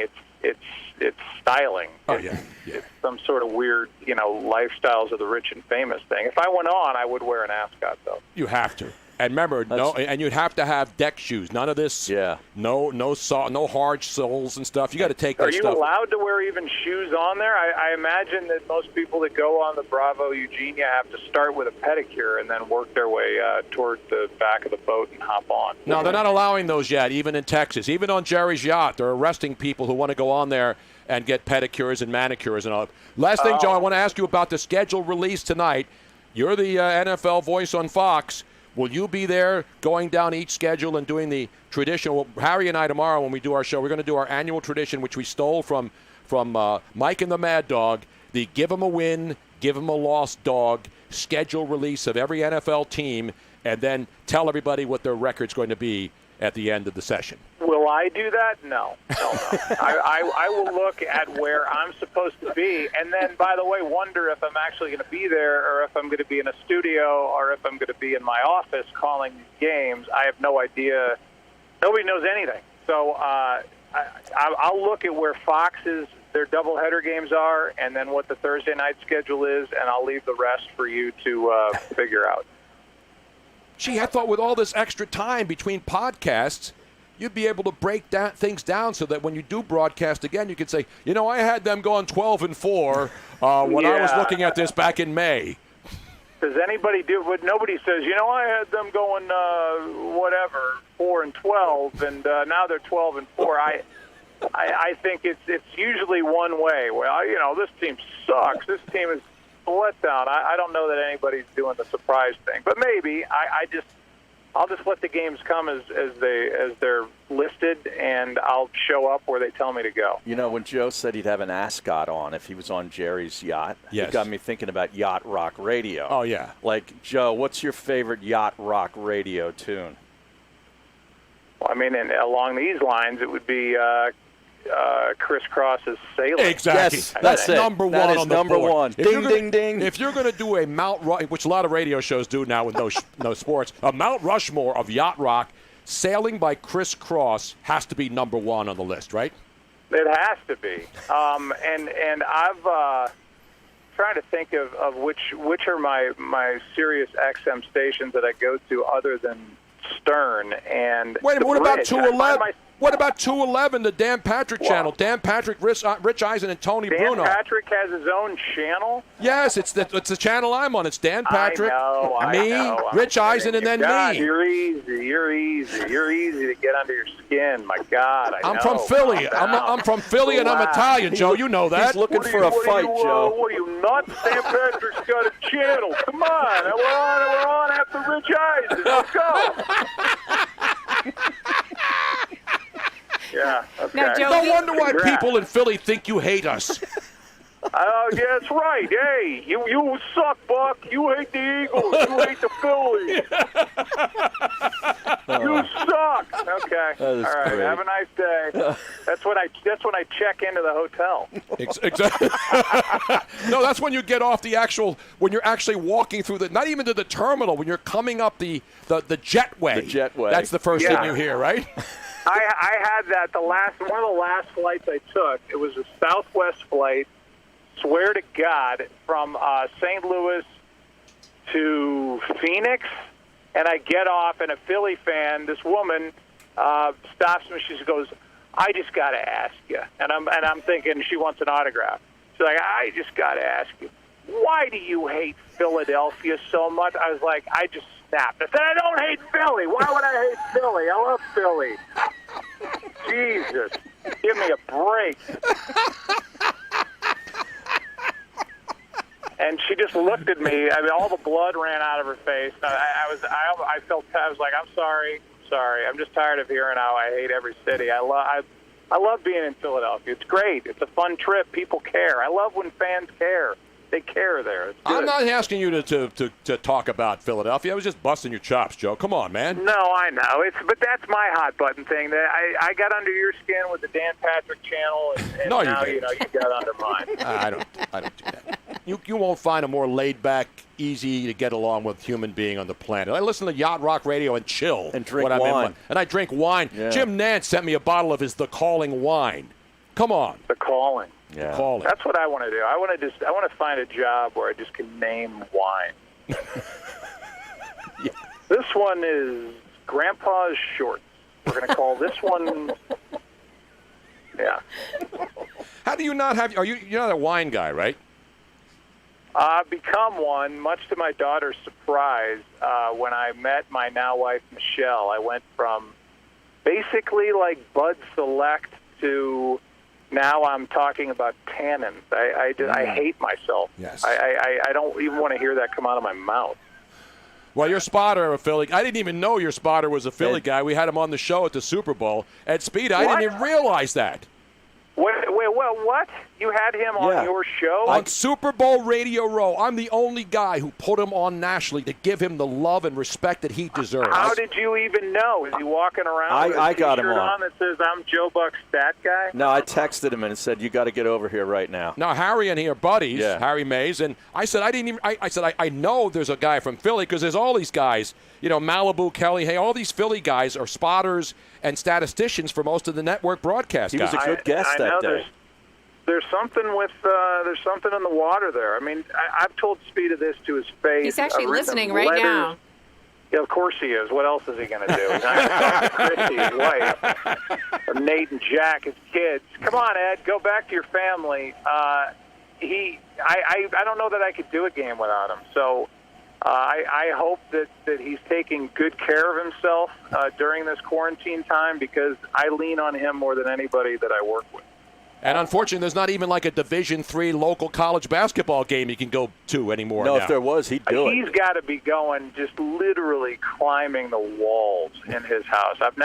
One time we were doing a game in San Francisco on a Sunday, and he was racing to the airport to fly home to Philly so that he could turn around and fly to Seattle for the Monday night game so he could get miles. Instead of just staying out west. I'm like, what? Just relax. Go have a drink and like drive to Seattle. No, he had to get more miles. There it is. We span the globe here with sir. the great Joe. It's always Yeah. great to talk to you, man. Thank you so much, and hopefully we will have sports again. And if not, we'll just do podcasts and goof off for the rest of our lives. Yeah. It's just a round-robin podcast thing. Everybody goes on everybody's. It's imploding. Beautiful. Joe, thank you so much, buddy. All right, guys. Thanks, Joe. Thank you, man. Joe Buck. How good is he? And he doesn't hate you. He probably hates me more than he hates you. Now, he made many, many converts over the course of this interview. Well, listen to his podcast. You'll hear it. He says, it's what he says. He says, if you didn't like me before, if you didn't know who I was, listen to my podcast. That's what it's all about. We're coming right back. Tony and Harry, 215-462-TONY if you want to get in. Last call for alcohol on Thirsty Thursday.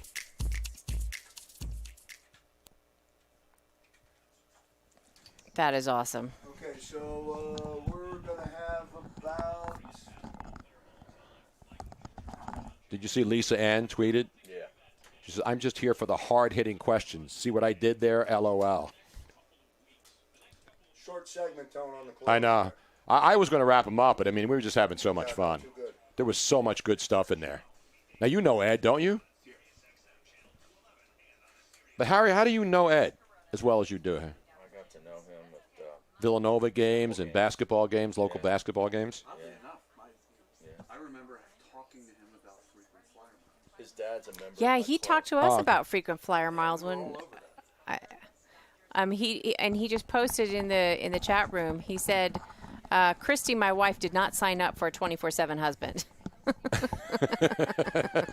Now, where's Ed in the chat room? I didn't know he was in there. He's stat rock star. Hello. Well, I haven't seen. Is he new? That's his Twitter handle too. Oh, it is it really? Yes. Is he following me? Well, I think he has to be following to be in the chat room. No, I don't mean the show. I mean on Twitter. Oh, I'm sure.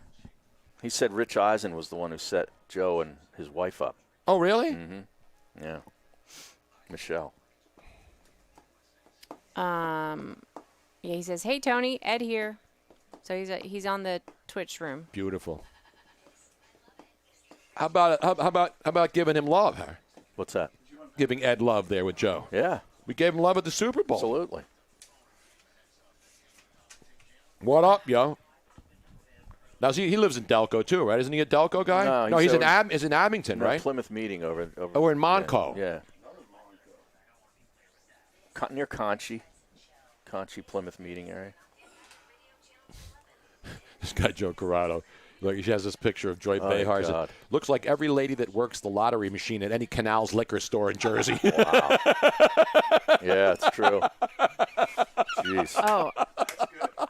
There was nowhere to insert this Into the night? because you guys were going back and forth so much. But there was somebody up here. Let me see if I can go back. That had a fantastic reference. You know how glamping is glamorous camping? Right. He said that gloating is the Jerry Jones, like glamorous boating. Gloating. Yeah. Is Jerry Jones, yeah.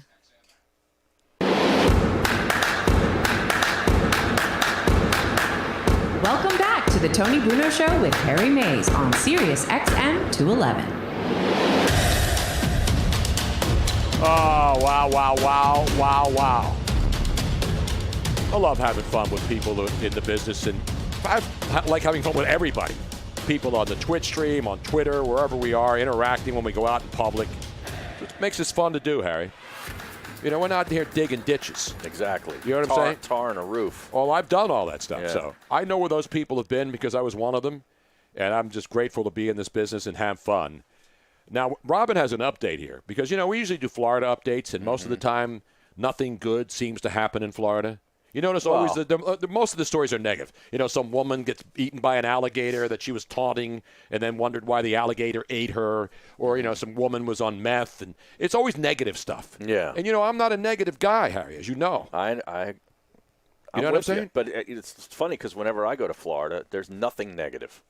Yeah, It's all on the internet. But you know what? I figured it out. I think it's Floridians that are actually trying to put this out so they don't want as many people They don't to want more people to go Yeah, down they don't there. want people to move down there. Because now everybody's going to want to move out of New York City Exactly. now again. And they're going to all move to Florida. And the Floridians, they want the media to constantly talk about how crazy it is down there because they want it to be the best kept secret. They want But there's you to be good scared stuff. of it. But there is good stuff. And on this program, as you know, Harry, what do we look for? Do we look for negative stories about guys doing threesomes with the mistress while their wife shows up with a gun? Yeah, that's only negative when the wife shows up with Exactly. a gun. Now, if the wife hadn't shown up with the gun, right, and she hadn't seen the Snapchat and we wouldn't have known about it. No, this stuff's happening every night. Exactly. Not just in well-known athletes. It's happening to Joe Blow and Joe Schmo out there. You know what I'm saying? But there's a good story. Florida, ladies and gentlemen, may be helping with the world's algae problem. Correct. Let's go to your algae desk. Not algae crumpling. No, that's just phenomenal. I can't put one past I didn't you, know but- there was an algae problem, but You didn't know? You ever heard red tide and when the algae the blooms algae bloom, grow all is that and what the that is? water I've heard becomes of all red stacked. tide. Yes. Not the Alabama, not Crimson roll Tide, tide. yeah. Roll tide, roll. And it's becoming more and more of a problem in locations where there's a lot of. All right, let's go to our Florida okay. desk. And your correspondent, a woman who studies water quality everywhere, Miss Robin. Florida, we welcome you to the Sunshine State. So let us go down to South Florida State College University. There's a state Florida college? South Florida State College. Wait, Never how is heard there of a that. South Florida I State know. College? I think that's bogus. That's not the Research- name of the school. I'm reading it off the article, Tony Bruno. What town's that in? Well, the article says Orlando, Florida, but then it says researchers at South Florida State College. That's one of those Where? colleges that's in like a business park or something. Yeah. Yeah. Well, I'll have to look that up next to find out exactly where it is. But It's a welding school. as I think it's a welding school. They're like lot of- Penco Tech Yeah, exactly, and Air yeah. Code Tech. Yeah. a lot of people know about the issues of the red algae and the algae bloom because Yep. it's been in the news all over the world where there's all these fish dying and it gives a red tinge to the ocean. Yep. It's actually it smells horrible. And they might have come up with the best option yet to combat the toxic algae blooms. Marijuana. There is another thing that marijuana is good for. I don't know if this is marijuana, No, it's not Robin. marijuana. This is hemp. Okay, It's well, hemp. technically it's hemp, but it's in the same family. No, Come it's on, not. It's a work big with me. difference. It is a big difference. What they are saying is they tend to grow large mats of hemp in key Florida waterways, potentially providing a source of industrial hemp fiber that also benefits water quality, and it gets rid of all of this algae bloom. All right, so the college is Valencia College in Orlando. And Orlando is in Central Florida, as is the University of South Florida, which is in the middle of the state. That's in Tampa, yeah. Right. Which is in the Central Florida. It says Valencia College, Robin. Yeah. It's not, the university is not South Florida State. Well, it is actually Yes, South Florida Stephen State Edmonds College. is the founder of an instructor at Valencia in Orlando, but he teamed up with researchers at South Florida State College near Tampa. If you're smoking a hemp mat, it means you ran out of weed. You're damn right you are. Hemp's good stuff, though. They have Yeah, clothing. You can do everything with it. Now, they started a group called Hemp for Water on a Facebook.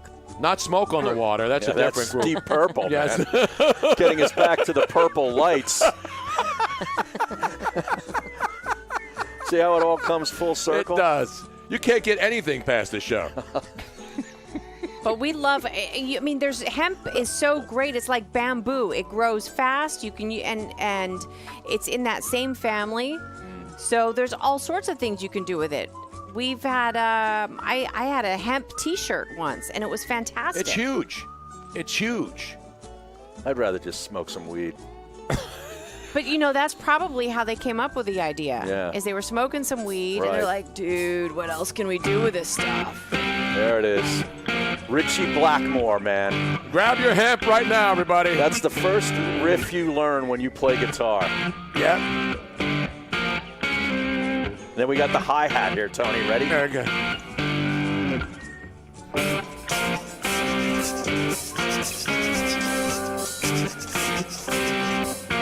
Everybody grab out, it's Thirsty Thursday. Screw the alcohol. We've had too much of that. Let's get some wacky tobacco. Light up your hemp pipe, baby. Get some smoke on that water. Come on out and do the show in my garage.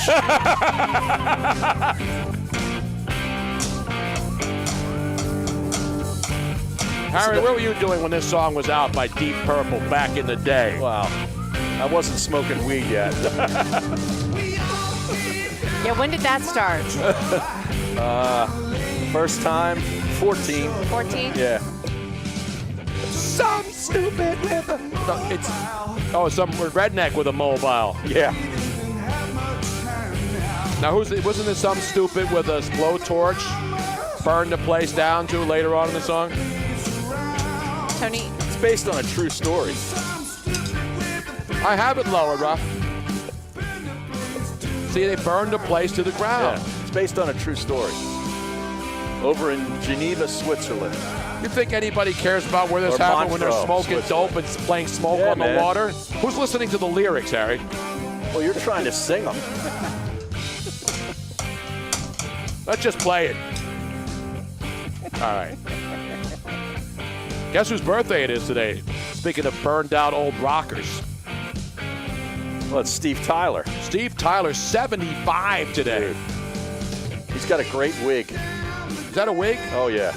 And the guy's 75 and he Yeah. still attracts young chicks. Absolutely, man. Isn't it amazing that when all these old burned out rock guys keep their hair long and look good from a distance? Wearing makeup. They're all like weigh 120 pounds. Robin, relax. I get smoking. I know how to bring it up and under. Robin, who's never done a music show where you play with a DJ brings the music down under. And then you bring it up when you pause.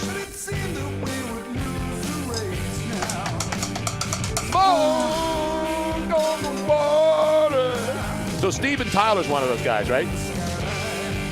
Still getting young chicks. You think the guys from Rat are getting chicks? Oh, yeah. I'm sure they are. The good thing about those guys, none of them become like 300-pound dudes and get chicks. They all weigh like $150. so they still look good in the spandex Yeah. from a distance, so that the chicks see him up on stage. They're super skinny And then looking. they meet him backstage, and it's like, my grandfather's younger than you. You know what I mean? But they don't care.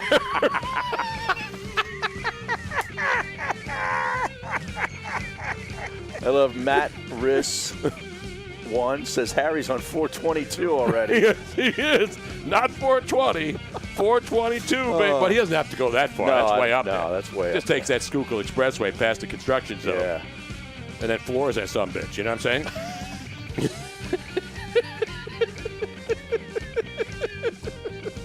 I'm feeling high now listening to this song. It's one of the positive things about this whole shutdown is there's hardly any traffic. I know. You know?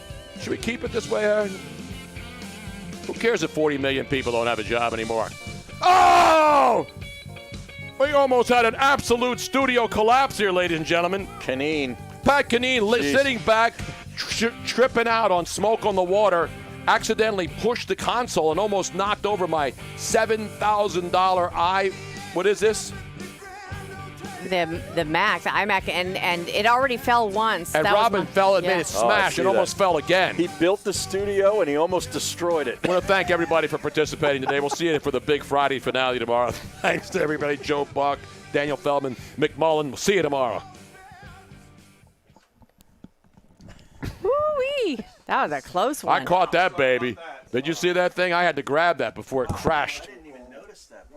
Yeah, Robin was down here because these things were together. And so she was moving stuff around that weekend. We were trying to get this all back in shape for the new expansion. And it accidentally fell and hit there, and she thought it was done. No, it crashed to the floor. No, but I'm saying she thought it was done Oh, as yeah. far as never Oh, working yeah. again. I thought I was going to lift up the computer and the entire front screen was going to be shattered. See it, just that But- bump. You can buff that right out. Phew. You know, those guys who show up in your car in the parking lot. All right, people. Earl shot. Hubba Hubba, I wasn't here for enough Twitch today. I'm sorry. This is why you can't miss any of the show. You cannot miss it. You have to listen for the entire 3 hours, otherwise you're going to miss out. I'm sorry. That's just the way it's that's the way it is. So Give him one of those. yeah, we will see Hubba you all Hubba's gotta get one- tomorrow. Let me give him one of it's these. Hubba Hubba says, give me one of those. Yep. People requesting it now. Luis Obispo, California. Hello. all right. That's for you. That's specifically for you, Hubba Hubba. Arrivederci to everybody. Whoops. I'm going to do this. I'll play this for everybody in the background, Robin. You ready for this one, too? It's another good song, Harry. Oh, can you bring my... Well, Tony, okay, I was going to play the... we'll go out to this instead. I'm not going to do the outro. For all of And you we'll missing see you strip tomorrow. clubs. Living like a lover with a radar phone. Looking like a tramp, like a video valve. Demolition woman, can I feel? Hey! Is this like top 4 strip club songs of all time, Harry? Pour some sugar on me. Baby, go on back. Sometime, anytime, sugar me sweet. Little miss say, sugar.